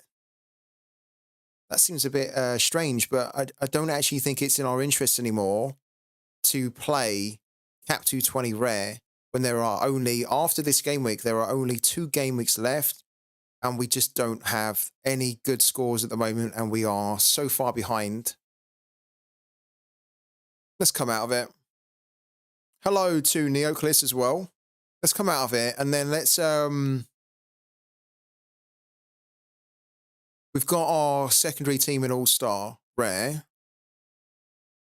Maybe we need to have a third priority team in either All-Star Rare Plus or Cap 270, but probably All-Star Rare Plus. And we would have to try. We would have to try and sneak a card or some kind of 135.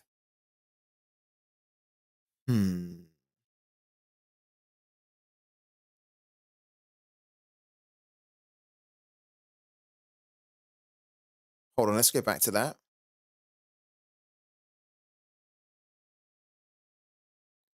think because there's cash rewards in here as well, it makes me think if we're going to have another punty team, we might as well try and punt it in an All-Star Rare Plus, right? Rather than Cap 270 and then just win a card reward that could be great. It could be like a tier 3, but then it could be a tier 4, tier 5. Could be a tier 4, tier 3 super rare, but I think we need to try and target another competition with cash, no?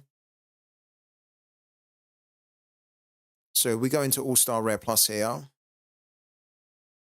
We don't have another goalkeeper, another starting goalkeeper that we're not really using. So we need to just put in whoever here.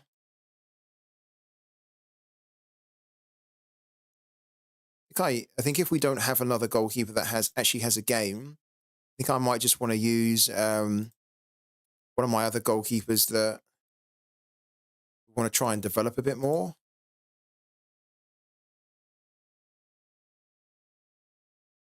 Like Dominguez, for example. Could put Dominguez in here.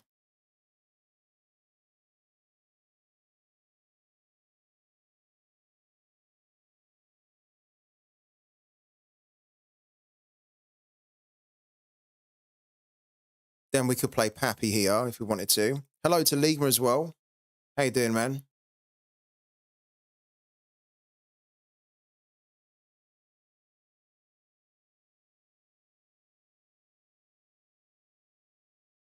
Then we put Zapa in here.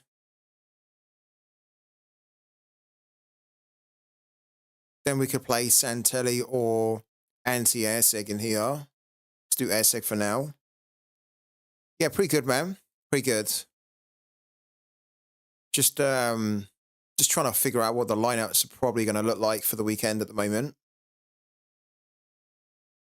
I don't think we've really got. It's really difficult because I don't think we've got a lot of options, but I don't think we've got a lot of good options with good fixtures. That's the problem.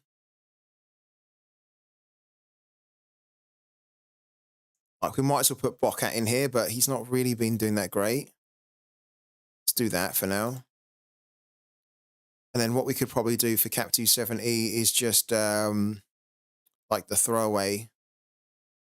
I mean, this is a throwaway, but we can put a better throwaway together for this one now. So instead, what we could do is we could do Cosio in here.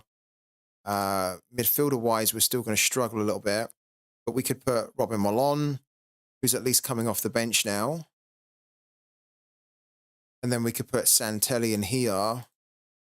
And then Huge Bar or Morales. Maybe Morales isn't as injured as I think. But we don't need to risk him in a team that matters to us. So we could put him in here. And if it doesn't work out, it's fine. And then we put Cosio as the captain.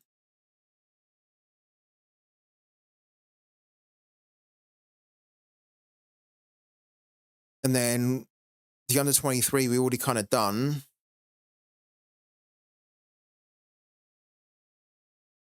Which I actually think looks pretty good, apart from the fact that we don't have a different goalie. So we want the Rijeka boys to smash it, but then if they smash it, our goalkeeper is going to do shocking. He's going to do really bad. We don't really have a way around that this game week. Okay, and then we were kind of thinking that for Cap 240, what I will do instead, well, do I do it? I think I might do it. Yeah, I think I do. So I think for Cap 240, rather than playing this stack here, what we could do instead is we could play, now that there's no more winter special, what we could do is we could play our Luton stack in here to try and hit the $5, right? So Kaminsky, and then, where's he gone? Oso. There we go. They've all got huge amounts of bonus as well, which is going to really help us to get to the line for 280. Then Doughty. Then, of course, we need to put Adebayo in after that incredible hat-trick from last night. Then we have 57, which is more than enough. And this is a great thing with the Luton Town team. They're so versatile. We can put the whole team. They have such low caps. We can put the whole team into Cap 220. We should technically probably play someone like Lagonga, but Ogben has been great too. Ogben got 64-78. He's very, very good player to have.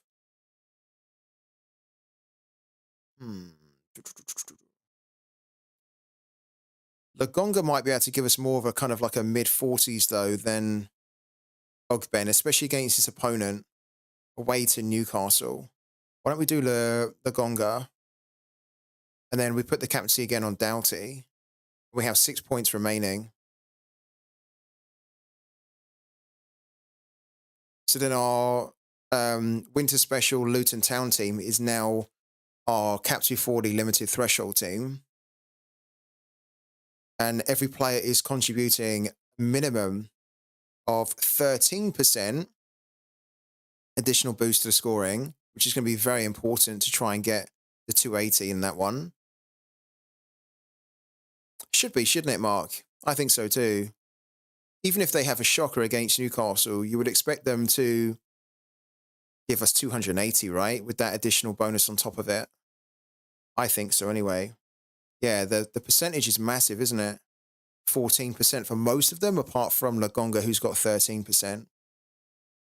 Then what we can do in Cap 220.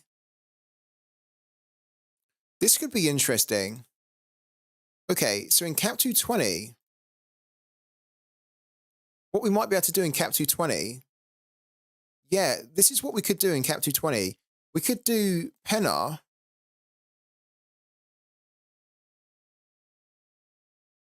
Yeah, I think so. I think you're right, Mark. Even if they play crap, they should be able to get over the line, shouldn't they? Who's our forward in Cap 220? Okay, we have Colton Morris. Look at that. So that's brilliant. Colton Morris is a very good option right now for Cap 220. We talked about him on today's stream, how because he has an L15 of 35, and he's able to give you scores of 60, it makes him a great player to look at for Cap 220. So he can go in. We might actually be able to kit this out with other Luton Town players that we've got. Maybe that's the play that we do. So, but then we would need to play Ogben in here. Where's he gone? So we would then probably need to look at Ogben here. But then we kind of almost don't really have another Luton Town midfielder that we could rely on. Like Jordan Clark did start, but I don't think we want to be playing him. Oh, we've got Ryan Gilles though. Ryan Gilles could be an interesting one at a cost of 30 because he's now moved to Hull. We've also got Efekan Karakar, Brahim Elman. It's got a really difficult game though. Matteo Maric as well. Maric would be quite good. That gives us then 48 for the defender option here. And then that means that we could play, for example, Philip Heiser in here as well, or Cosio. Who else have we got? We've actually got loads of good options here.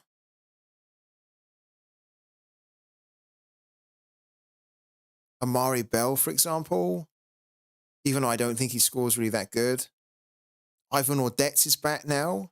Ivan Ordetz could easily hit a score of 60, 70 in this fixture. Ivan Ordetz would be really good here, actually. Just notice Andres Fernandez rare went for 134 euros on auction. That's incredible. I'm pretty sure that you can make a team. We made a team yesterday, didn't we, for Threshold, Cap 240. We made one for £128. I'm sure that you could build a really good Threshold team for less than £100. I'm sure. In fact, I challenge. This is what I'll do, actually. This is what I might do. I might challenge you guys to show me the teams that you can build for Cap 240 Rare for less than £100. And then what I might do, almost like a competition, I might then give away a rare card to the team that I like the most.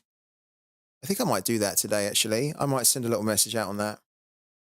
So kind of almost similar to what I'd done yesterday, where we posted like this here to say, look, this is a team under the target amount, the target budget of 130, then getting you guys to kind of show me conceptually what you think is a good threshold team under £100. So then you would send me the screenshot on a tweet, and then I would look through all of them, and I would probably reward the winner with a rare that I thought was the best team. Do you guys think that's cool? Yeah, I could do it for the game week, couldn't I? But I think for the game week could be really tricky. For the game week could be really tricky. I was thinking more in general terms, like then I could just see, like I could just look at them and think, I think that one is my favorite. Yeah. What does the chat think?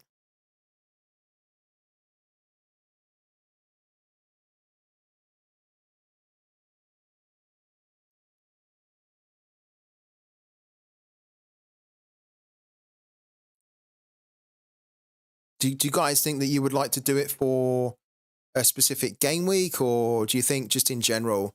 I think already doing, like, I think I would set the target at like £100 or less, right? I think that's already quite difficult to do without then being restricted to a game week. So that's what I'm thinking. I'm thinking that I would say, show me what teams that you can build for Cap 240 Rare. So the threshold team for less than £100 in general, right? Maybe we could start there and then see how people get on. Because I kind of struggled to do it. It was possible to do, and we done it, but it was not exactly easy to put a good team together for less than £130. And now we're going to be asking you guys to do it for less than £100. I think doing that in general would be quite difficult, let alone doing that for this game week. So I think we're going to do it. I think yeah, expect a tweet from me after the stream where I'll ask you guys. So you can get started on it now because I'm pretty sure I'm gonna tweet it out afterwards. Um, I want to see what rare threshold teams you can do for £100 or less because I'm actually just genuinely curious. We've done 130. We know you can do one for 130 or less now. Can somebody take it even further? Can somebody take the challenge to the next level and put a good team together, not a crap team, a good team of 5 starters together for £100 or less? If you can, I feel like that would be definitely deserving of some kind of reward. And I think also probably the community would be very interested to see the types of builds that people are putting together for £100 or less in rare. I know that I would. So yeah, what rare should we give away? Now that we just talked about it, what rare should we give away? Let's have a quick look.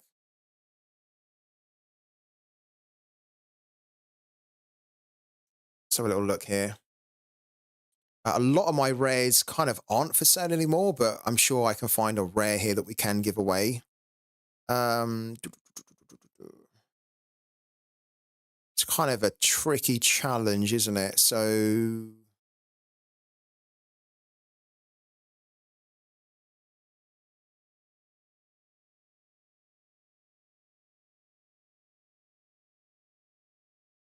I need to think about the rares that I don't need or that I probably won't use as much, right?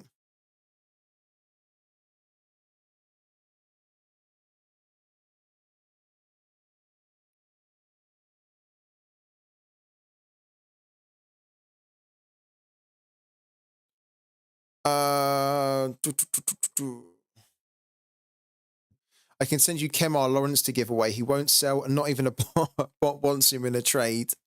I have Kemar Lawrence, the rare, so I already have him. I could technically give him away, but I also think I maybe want to hold on to him.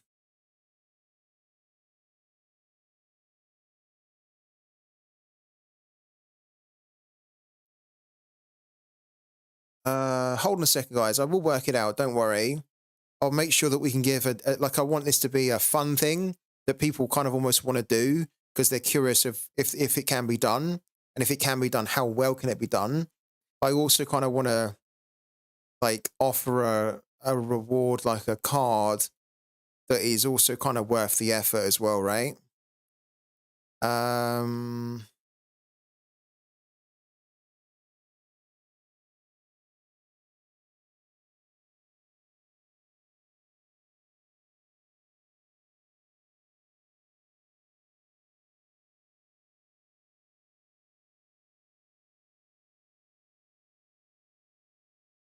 Let's offer this guy.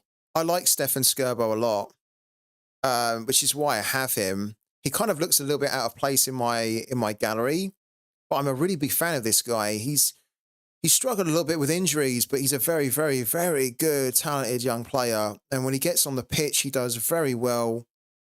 He often produces a load of goals and assists as well. I could probably give him away, and then I would look to get him back in the future. You can see that he has an L15 of 43. He's an under 23 player until I think 2025 still. So if we just bring him up, he's got loads of under 23 utility at 2025. And the thing with him is that when he comes on or when he starts, he can hit you like these big scores. He's got 10 assists and 2 goals in 37 games, but only 10 of those he started. So he's a really big talent. Like he's done very well in the limited starts that he's had. The problem with him is he's just struggled a little bit with injuries, but I think that yeah, if he can just kind of avoid injuries and manage, I think he'll be a great player to win. So yeah, I think we'll. What you guys reckon? Would you do it to win a rare Stefan Skirbo? I think I would because he's a very good player. I think we'll give away the new season edition of Stefan Skirbo rare.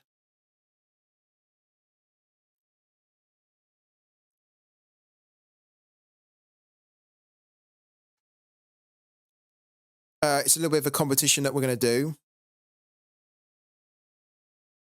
almost done. Well, sorry, we're doing this competition where you would show me a threshold team that you could put together with 5 starters for less than £100, and then I would pick a favorite, my favorite one. So you guys will submit it to me over on Twitter. I'll kind of retweet this, and I'll put the competition from here to kind of show you guys roughly what I'm looking for. And then I would pick a favorite. So one I think is really good.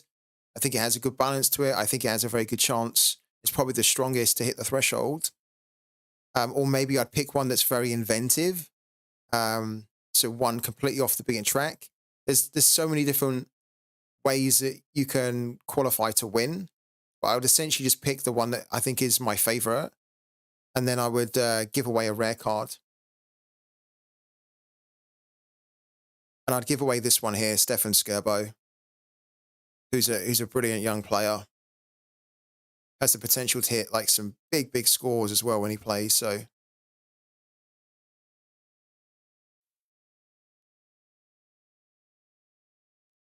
just going back to our Cap 220, let's do that for the moment. And then it then means that we have an all-star team. What we could do in all-star is we could run a stack here. We can keep it nice and easy. We can run a stack. Technically, I think we can go back to Cap 220 and we can fix it because we can improve it, I think. But we could run a stack here where we then do our Alanya Spore guys. So we would do Valkovic there. We do Karika.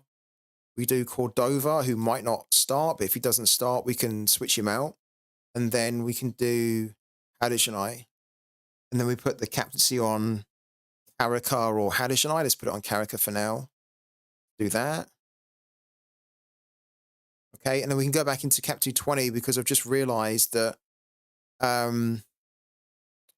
what we could do now, because we have so much of the cap left over, because we're basically putting in Ivan Audets down here, is that we could actually take out Colton Morris here. We could switch Ogben over to the forward, because the thing with Ogben is that he's just got better AA than Morris. So even if Morris doesn't score, even if Ogben doesn't score, he'll still usually be able to deliver a score of 50, 60. So Ogben there. And then we've got 49. Oh, that might not work now. It's not going to work like that. Because I was thinking that we could put Brahim Elman in. Because Elman is a big heavy hitter. He can do really good. It's a difficult game for him, but he's like the type of player we almost want to try and play in Cap 220 if we can. So if we wanted to play Elman here, we would probably have to take out Matteo Maric here at 53.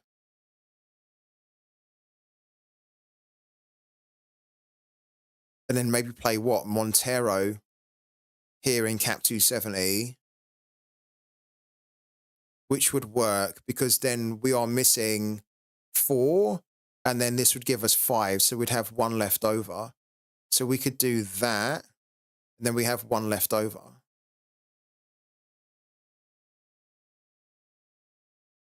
That's actually not too bad, is it? It seems a shame not to play Colton Morris, though, with an L15 or 35, doesn't it? But I think by taking Colton Morris out, we actually haven't weakened our team. I think we've actually made it stronger. Because we've only now got 1 exposure to the Luton fixture from a forward perspective. And then we've actually now got 2 midfielders who can score really big. Have you seen the new Courtrai goalkeeper? He is kind of cooking. He is, isn't he? He's been hitting some mad scores. I think his L15 is really high, isn't it? I think his L15 is like 80 or something, though. We were looking at it a little bit earlier on today. Where's he gone? Oh, 62, sorry. Yeah, 62. Yeah, but he hit an 86 and a 68 here. Even in this 3-3, he got an AA of 14.9, which is pretty good. I mean, you have to say that since they put him in as the goalkeeper, they've been improving. Prior to him coming in the starting lineup, they were losing. They didn't have a win at all, really, for 10 games prior to that. They were losing lots of games. They brought him in. They've won their first game. They drew the second, and then they drew the one after that. So it's really good, isn't it, against Club Rouge? I thought they were going to get hammered. I really did. I think everyone thought they were going to get hammered, right? The fact they've come away with a draw from that is brilliant. And he probably played a big part in them getting that draw because, look, he made 7 saves as well.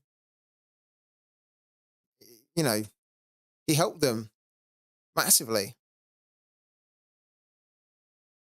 He's very cheap in the rare at the moment, £71.72. So he's probably a good example of how you could do this competition that I'm going to be tweeting out later about. Show me kind of like a cap 240 for less than £100. You've got a starting goalkeeper now at £71.72.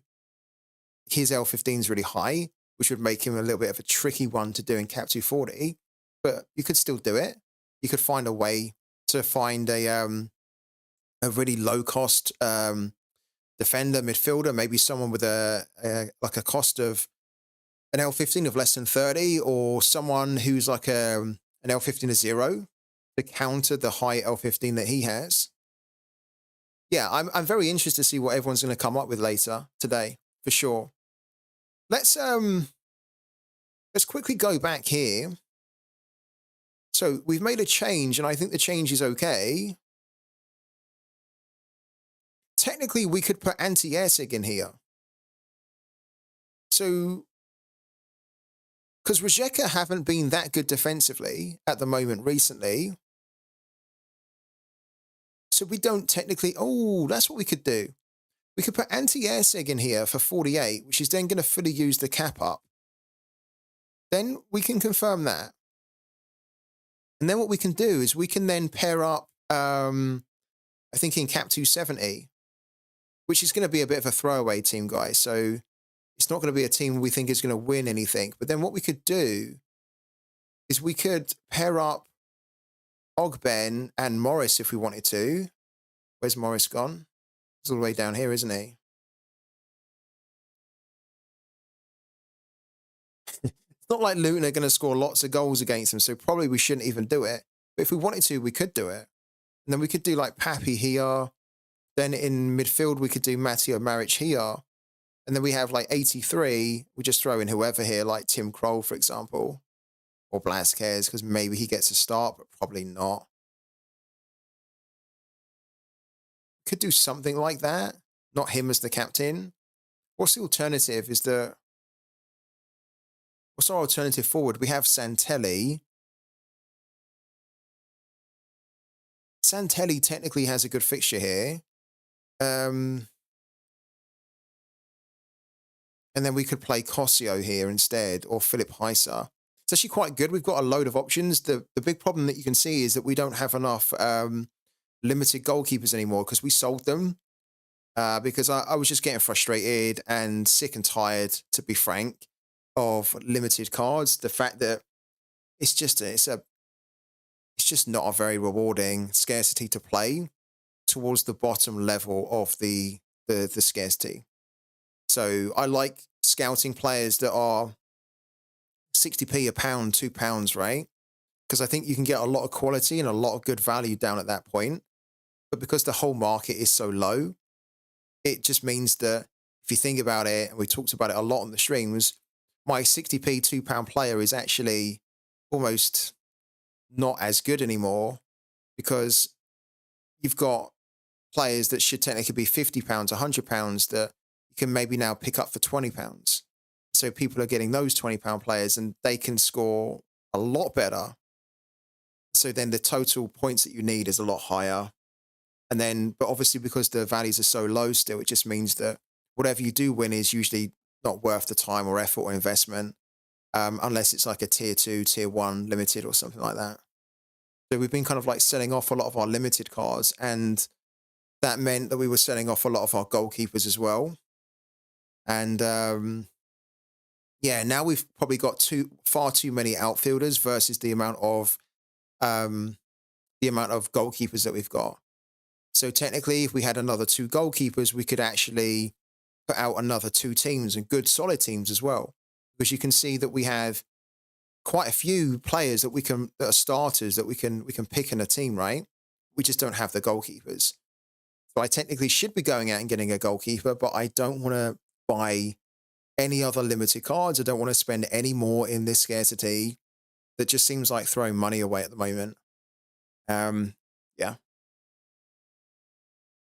It's crazy to see players like Son and Bernardo Silva being like 20 to 30 euros. It really is. Yeah.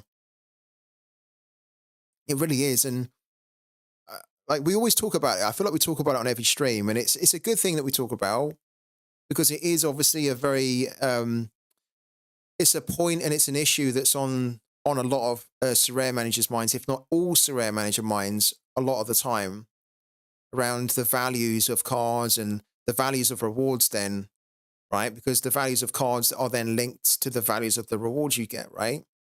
If you're going to be rewarding cards. So it is so good in many ways that the cards are so cheap, as in they've never really been as cheap as they are ever in Sorare as they are today.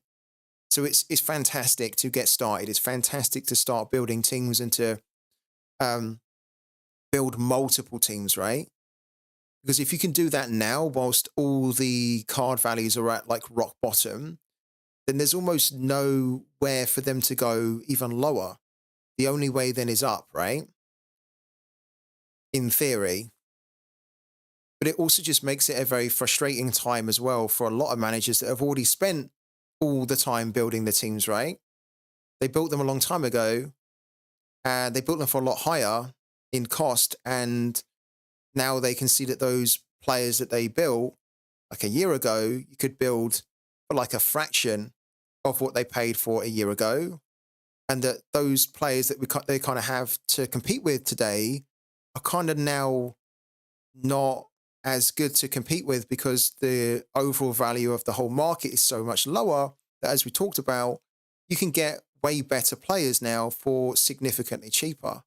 So now that team that you built a year ago that was actually pretty good is now not really that effective because it's now going up against like the Bernardo Silvas and the Sons and the Messis that you can all get for stupidly cheap, right? And that's the frustrating thing. So, and then if you do get lucky, if your team does do quite well, most of the time you'll probably win something that won't really feel that rewarding. So we all know about it. We've all talked about it a lot. So it's nothing new at all. But I'm just kind of talking about it again because this is why at the moment we don't have more teams to put out in limited. We could easily go and get more goalkeepers because they're really cheap. We could bring them into the gallery. We could put another 2, 3, 4 teams out in limited. But it doesn't feel worth it for me to do it because we buy the goalkeepers at a price that we think is cheap. And then in a month's time, they're half the price or they're like 80% cheaper. And then the card rewards that we're winning just don't seem to justify the time, effort, energy, money invested in it. So I just can't wait until we get the new update because I hope the new update will try and fix that, not just for limited, but for all scarcities in the game. Yeah. Because I shouldn't really be here kind of doing content for Sorare and kind of, I love the game and promoting the game. I shouldn't really be in a position where I'm saying I don't want to buy any more cards in this scarcity because I don't think that scarcity is good anymore. It's not really it's not a good feeling for me to say that. But I think we can all see what's been going on as well. So I think it's important to say how you see it, isn't it? But I hope that it can recover. That's the point.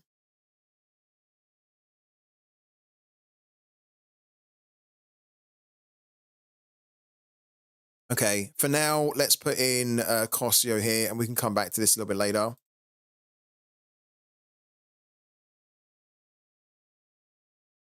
Yeah, so I think probably in terms of our limited teams, I think that's pretty much what we can do.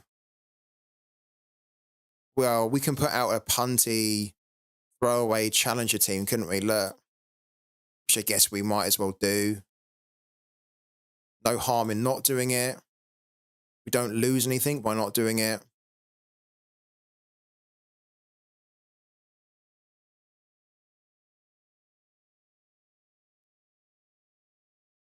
Like that, for example.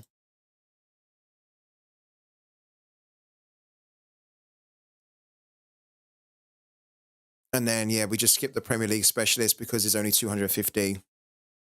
Cool. Easy 100 Sorare coins. It is, isn't it? Yeah, you're right. There's probably, to be honest, there's probably a few more limited teams that we could do just to kind of try and scrape the Sorare coins, no?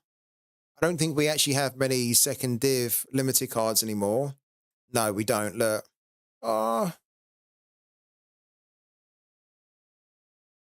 We have enough that we could put out a team if we had a second div goalkeeper, but we don't. Which is a shame.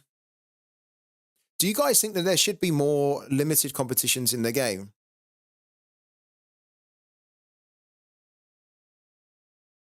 One of the things that I've seen from a few managers is that they don't feel that there are enough limited competitions in the game. There's quite a bit, but I actually also get where they're coming from, because before we downsized our limiteds, I had far too many limiteds that I wasn't able to put out in a competition. And that was with us basically entering every single limited competition available. Because there's what? In this game week, there's what? 1, 2, 3, 4, 5, 6, 7, 8, 9, 10. There's 11. Well, there's 11 that I can see, but you could probably argue there's more than that, because if we looked at the Bundesliga kickoff, the Bundesliga specialist, there's a lot more. It does seem to be already quite a lot, no? I have seen, though, I've seen a few managers saying they need more competitions to enter their limited cards in. And it's one of those things where I'm like, oh, I don't know whether we do or not. But then I also kind of get what you're saying, because there's a few of these competitions that they won't be able to enter, because this one's obviously locked. This one, they could do. I don't know. I think, what are you guys saying? Much more, if you look at the amount of cards in the game, they should rotate and be diverse. I want to get rid of 50% of my 200 limited cards. I mean, that's pretty much what I done as well. I think it was like last week or the week before, I think it was 230 limited cards. And at the moment, since I've just been offloading a load of them, we now have 101. I want to be getting that down to, I think the aim for me is to try and get the limited down to around 75 or something, maybe a little bit less than that. And the aim for sure is to have as little amount of value tied up in limited cards. So at the moment, we have 173. I'd love to be able to get that down to about 100 or less, right? There are some cards that we can't shift at all. We need to keep them, mainly the Luton Town collection and the under 23 team. But as you guys saw as well, we're at the point now where we have, in limited, we've got, these are all the goalkeepers we've got, but realistically, the starters we've got are 1, 2, 3, 4. We have 4 starters.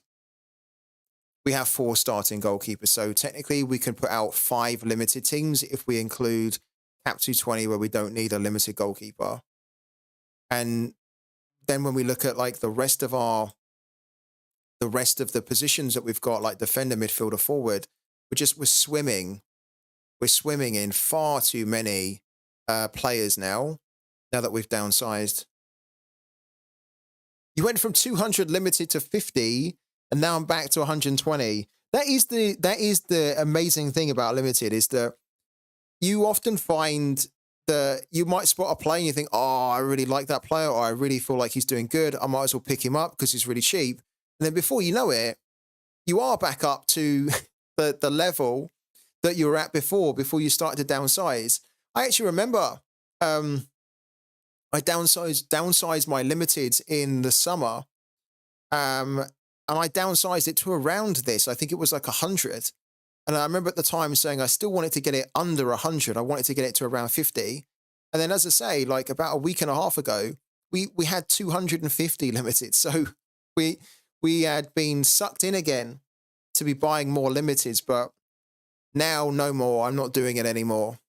Even if Sorare announced tomorrow or today that there's this brand new limited special competition, right? Similar to what we had with the Prem Winter Special.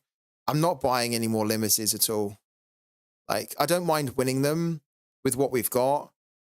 I just, in the current state of the game, from what I've now experienced with limited, I just have no interest in it anymore. But if you are playing limited and you're enjoying it, don't worry, that's the main thing. And it's a fantastic scarcity to play in if you can get the higher scoring players, or even if you're just trying to get used to the game.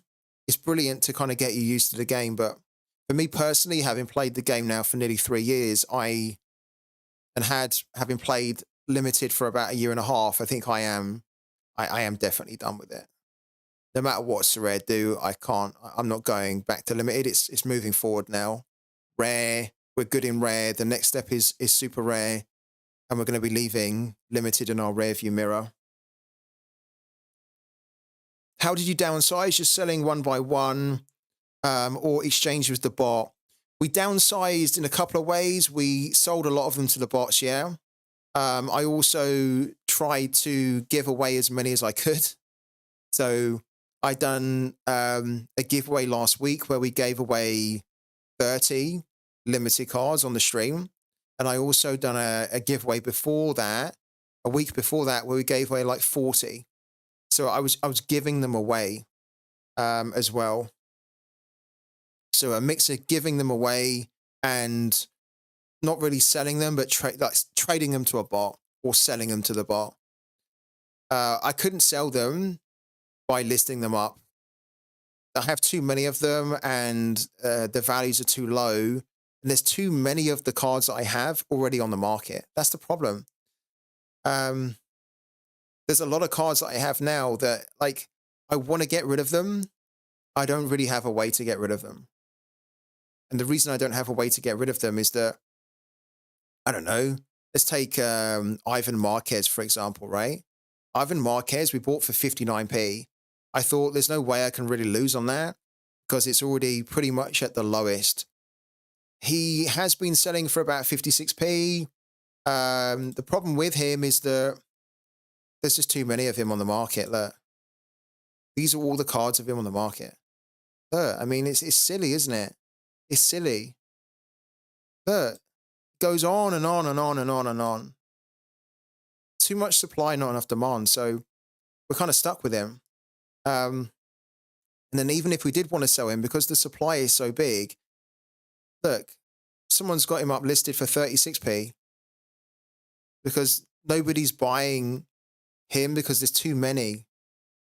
What happens is if they can't sell them, then it just drives the price down. Because if you try and sell at a price and it's not selling, there's this process of undercutting, which everybody knows, right? So, yeah, a lot of the limiteds, we can't even sell them to the bots anymore. Because if we tried to sell him to a bot and a bot picked him up, the bots are smart enough to know that they can't sell this card like for profit. Not really. Unless the bot took the card with a whole group of other cards and it worked out the value of the total cards and it basically didn't give this any value at all. So then it could sell it for 36p, which is probably what this card's doing here, no? Are one of these a bot? No, no bots with these cards here at all. Egg Swap bot's got one though. Yeah, yeah.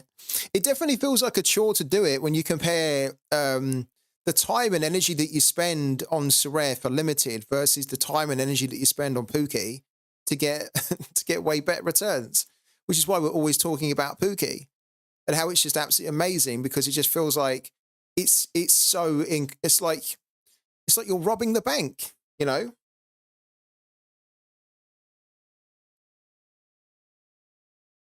Paulo Hora has added us as well.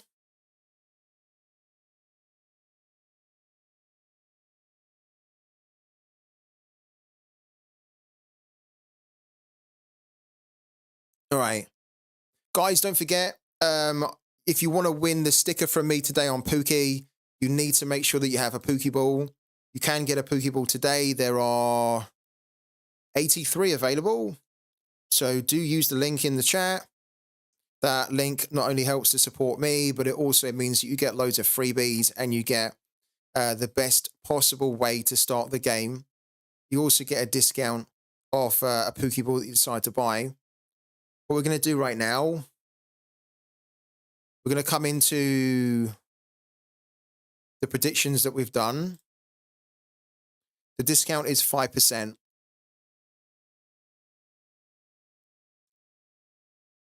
We're going to run through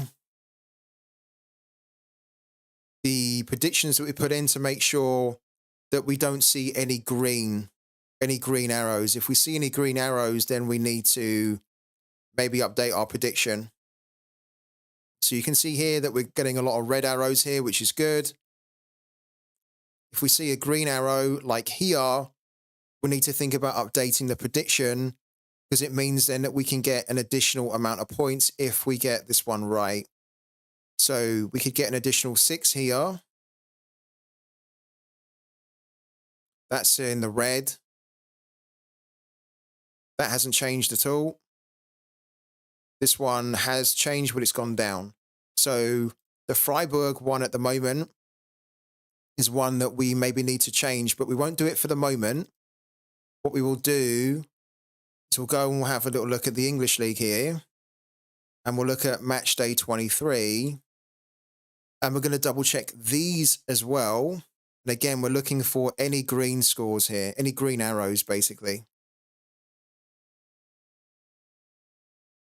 No green arrows there at all. No, that's gone down. If it's gone down, it's good. If it's gone down, that means that you are in a better position. If it's gone up, then it means that you are in a worse position than when you predicted. And so you need to almost update your prediction to update your position. Like here. So when we predicted this and we put our prediction in yesterday, we were getting 657.6 points, right? If we don't change it, that's how much we're going to get total. If we update it, then we can potentially get an additional 7 points here. And it might not sound like a lot, but that can be the difference between getting a really good rank, a high rank, and also just missing out on the top 50%. So we need to come back to the Arsenal-Liverpool one as well, probably. And then the Brentford-Man City one has gone down, which is great, because if we get this one correct, then we're going to be winning an additional 21 points, right, from the prediction. So let's do the Arsenal-Liverpool one. We're going to update it. There we go. So now we're going to be getting 664. Then we're going to go back to the German one. And we go into Freiburg. And we update this one to get an additional 6 points here as well. And we have 5 energy left over, which means that we can update another 2. But what we'll do is we'll check it again tomorrow, because the odds are always changing. And if the odds are always changing, then it means that you're probably going to have a few more games tomorrow, and then probably on Friday as well, right up until the game essentially starts. You'll have a few other games that will give you green arrows. And if you have green arrows, just to keep it nice and simple so everyone understands it, if you have green arrows on your predictions, and if you have excess energy left over, then it's probably a good reason to, or a good idea to use that excess energy to update the prediction and squeeze even more points out of your prediction. Do you guys have any questions or anything that you want to run through on Pooky? Because whilst we're on here, we can spend a bit of time on it. What are the main leagues, for example, that everyone's doing on Pooky this week? Hopefully the English League is one of them, with the very amazing prize that we're giving out for it. But everyone has different strategies, right? So what's the leagues that everyone's competing in, and what are the strategies? Noisy Steve's going for the German. And what's the strategy in the German league, my man? Are you doing all the scores individually with research? Are you doing the same score? Are you doing a combination of two scores? What's the strategy for the German man? Twitch Gaming, we know you're doing 3-2 every game. Do you have a German ball, Twitch Gaming? Do you have a German ball? Because obviously I'm doing the same too. It's going to be quite interesting to see where we finish this week. Maybe we finish close together, or we either close together, high up, or low down. Noisy Steve's doing 3-1 and 2-2, over 2.5 in every game. Smart, man. I like it. I'm actually a little bit jealous that you're doing 3-1 and 2-2, because when I done 3-2 this week, I was then thinking, you know what? Maybe I should have done like a 2-2 or something. Maybe I should have done like a high score draw. But then it was too late for me to update it, which is then why in game week 64, which is the next game week, I've already started to do in the German league, look, 3-3, 3-3, 3-3. And that's what I'm going to be doing for next week. Every game is going to be 3-3. And we're going to see if we can land a high score draw. You have a German ball with Hoffenheim. Oh, cool, man. Oh, I think I remember you getting that, actually.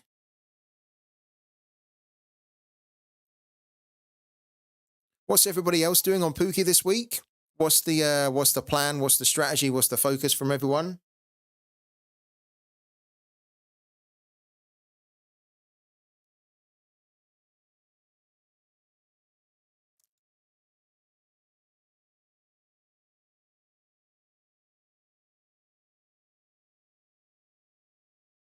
We need to accept these requests as well, don't we? For Sorare rivals.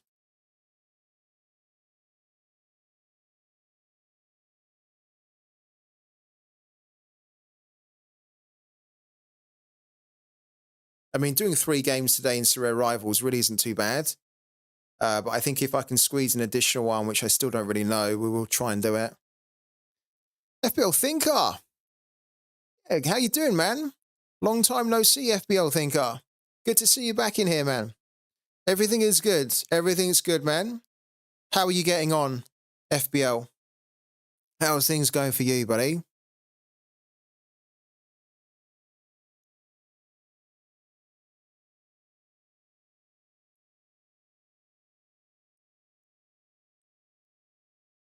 Because I know you've been taking a little bit of a break, haven't you? Or stepping back or easing back a little bit from Sorare.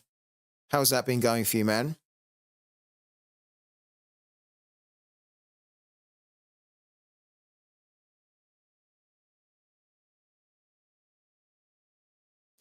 Managed to finish 26th in the German league last game week in Pooky. Boom. Boom. Congratulations, man. How did you finish 26th? What was the strategy? And how much did you win in Matic as well? Because that's a nice amount of Matic, no? What's it, about 7 or 8 Matic or something?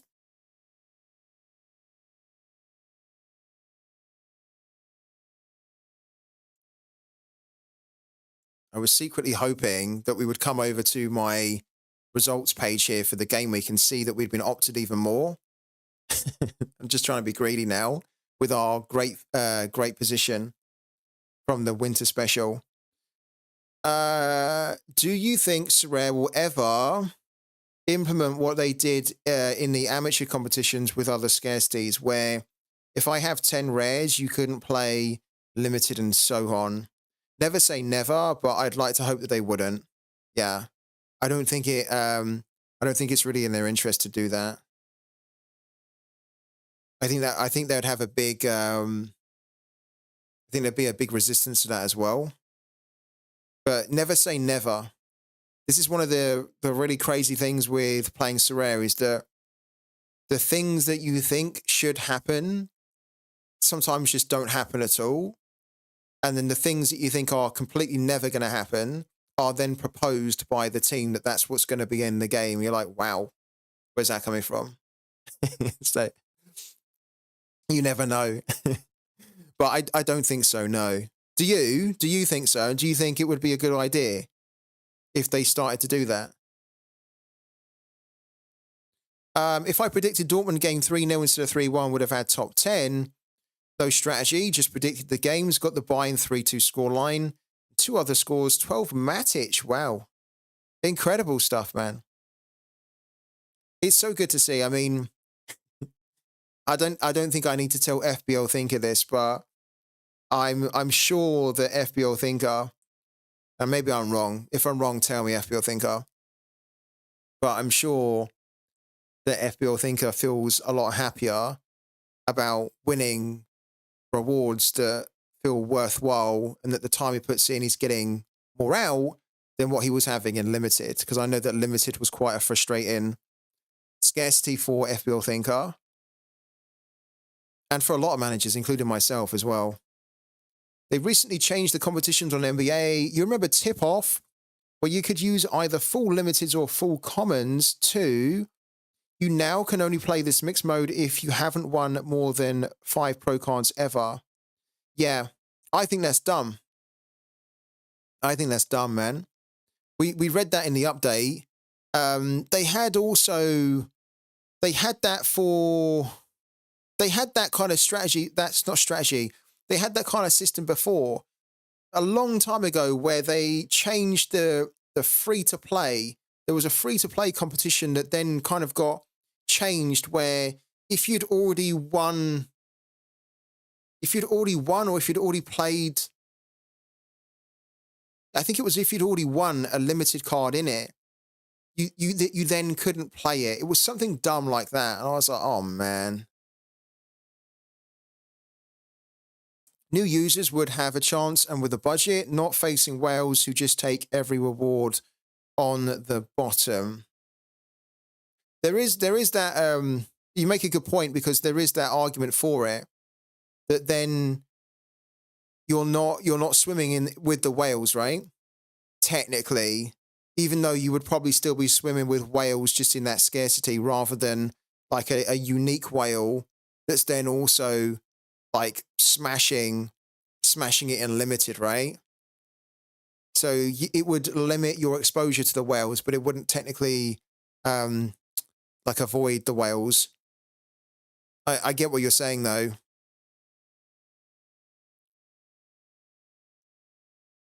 Yes, absolutely, but Sorare never stopped causing pain.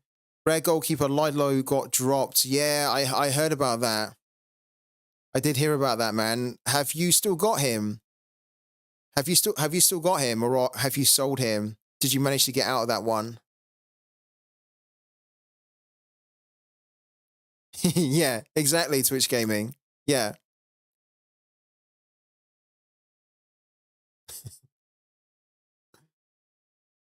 I don't know what they do sometimes, but they do make a lot of good decisions, but they also make a lot of decisions in the game which do make people scratch their heads. And Twitch Gaming knows all about that, because not just on the basketball side, but Twitch Gaming, I think it was yesterday, Twitch Gaming entered a pro card into Rivals. And when you do that, it then means that you can go up against a full team of pro cards.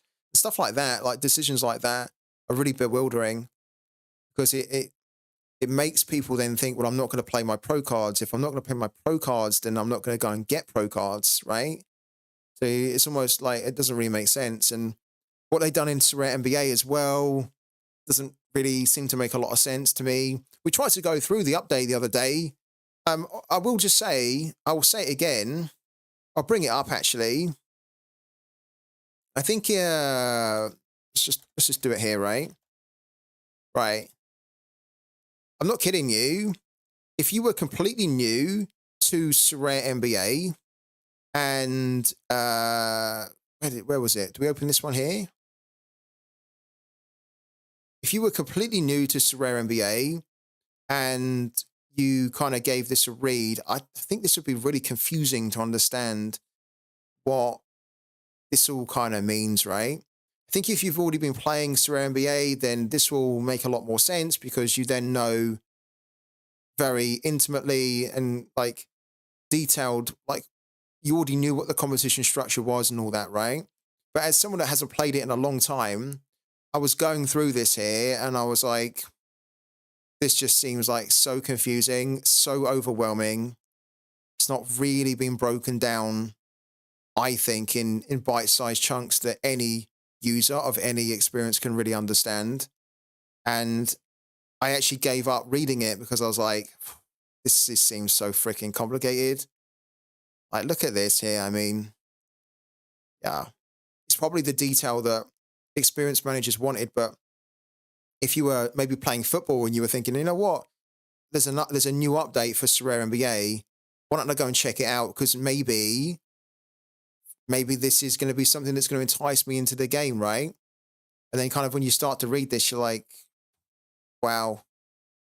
Like I got lost with it. And because I got lost with it, it didn't entice me to go and really check it out properly. You still got him. Saw the news after 30 minutes. Price was €50. No point selling then. Puts the end to rare 240 for now. Oh, man. It's so brutal. You know what? He might get his place back, though, no? Cross-Lied Law. It definitely doesn't help you at the moment. Because, of course, you need a starting goalkeeper. Have you thought about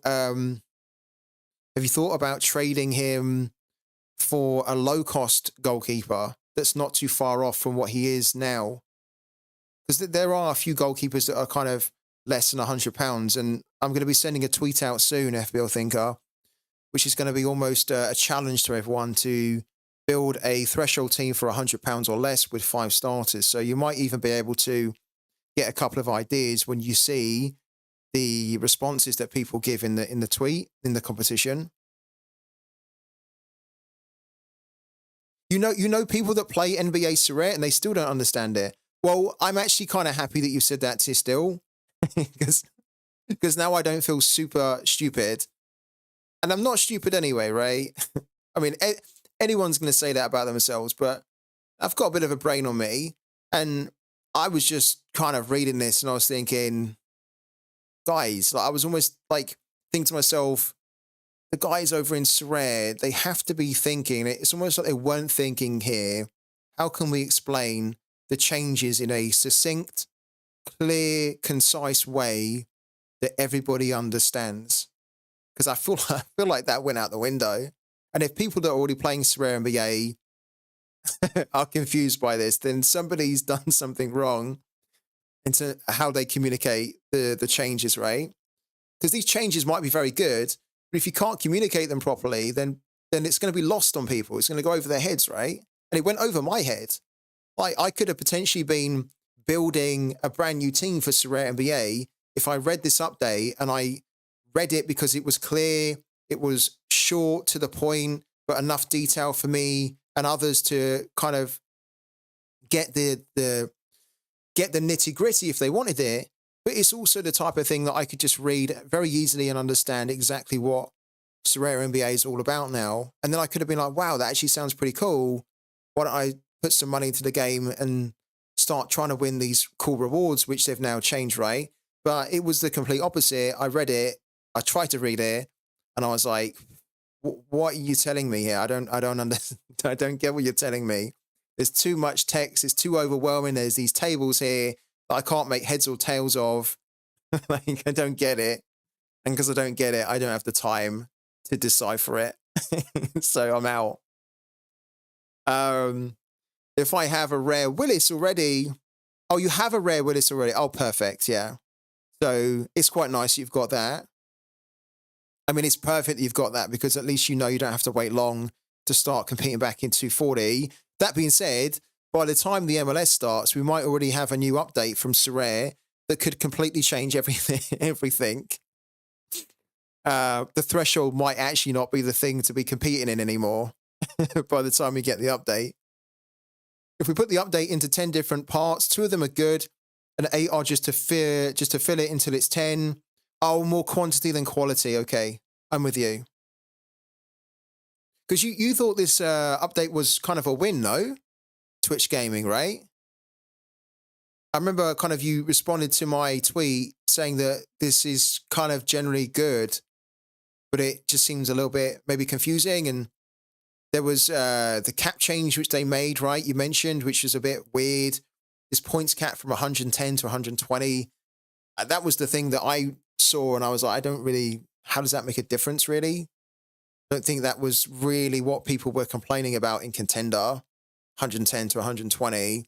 But this freaking thing here, the cap of 60, which I remember when I was playing Sorare NBA a year and a half ago.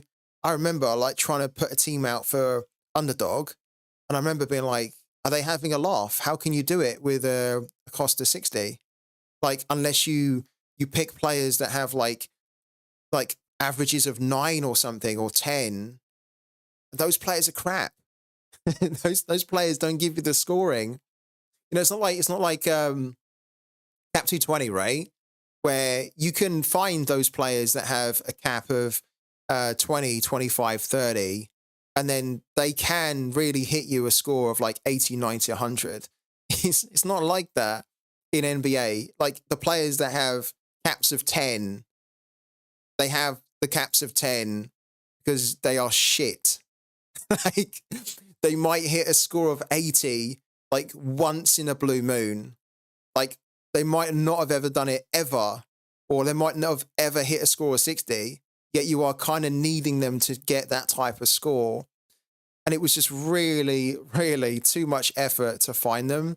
I guess if you really knew what you were doing, if you were like a proper NBA through and through expert, then you would probably have a much better way to work out who's a cost of 5 that can then in this particular match hit like a score of 60 or something.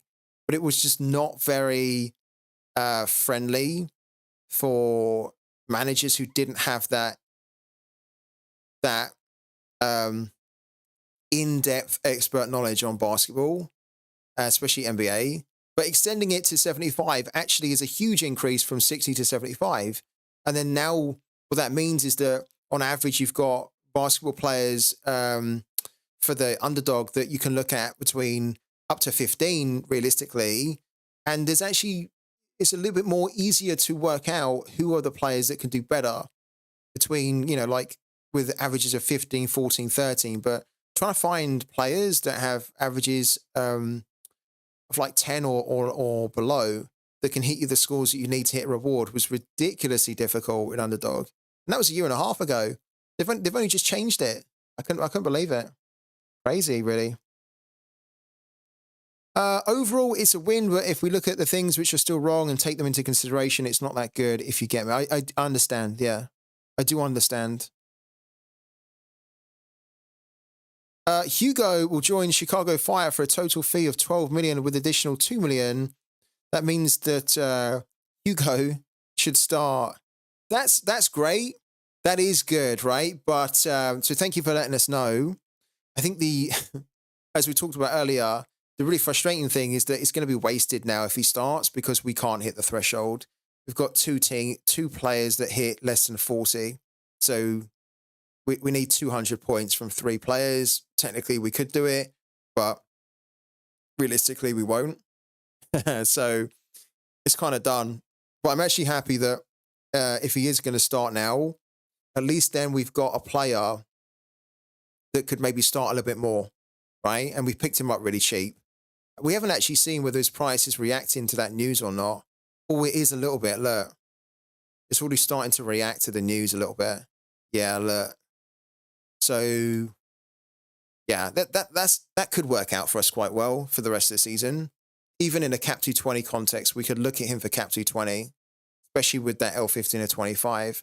I think the great thing with the pickup of Laurent is that because we only bought him for roughly about £5 because we traded some players to make it work, because of what we're winning from the Prem Winter Special, which at the moment is £55, we've already recouped the cost of Laurent, even without hitting the threshold. And even if we don't hit £55 in the reward, I think we should still be able to hit 25, 30, 35, 40, something like that. And again, that also recoups the cost of Laurent. So it's worked out really well. You've just bought him as well, have you? That's a great move for Hugo. That's a really great move for Hugo. That's a huge fee as well. That's a massive fee. Like 12 million euros in MLS terms is, maybe that's even a record. There's been some big fees recently, but that's right up there.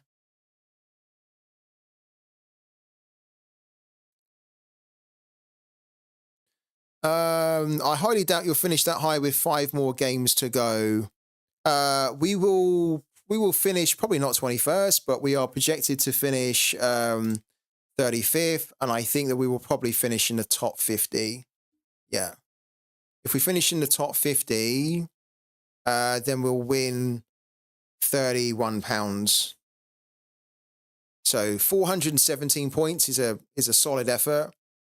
I think we should be able to get into the top 50 with that, I think. Yeah.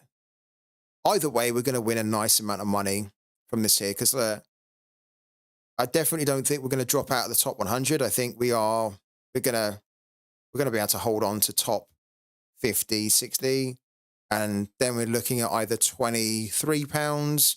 Even if we won £23, I'll be very, very happy with that. It won't be the same as winning the rare threshold, but it will be very, very good. I know. Of all players to let you down, it was Doughty, who's been the best player for Luton all season.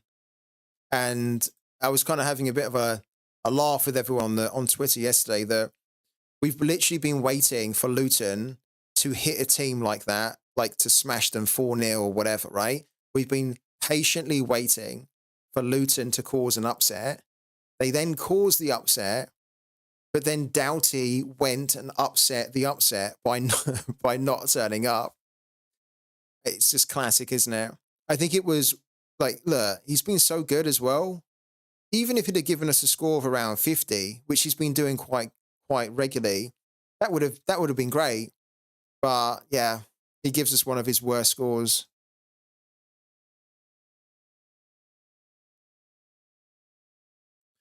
All right, guys, I think we're gonna call it.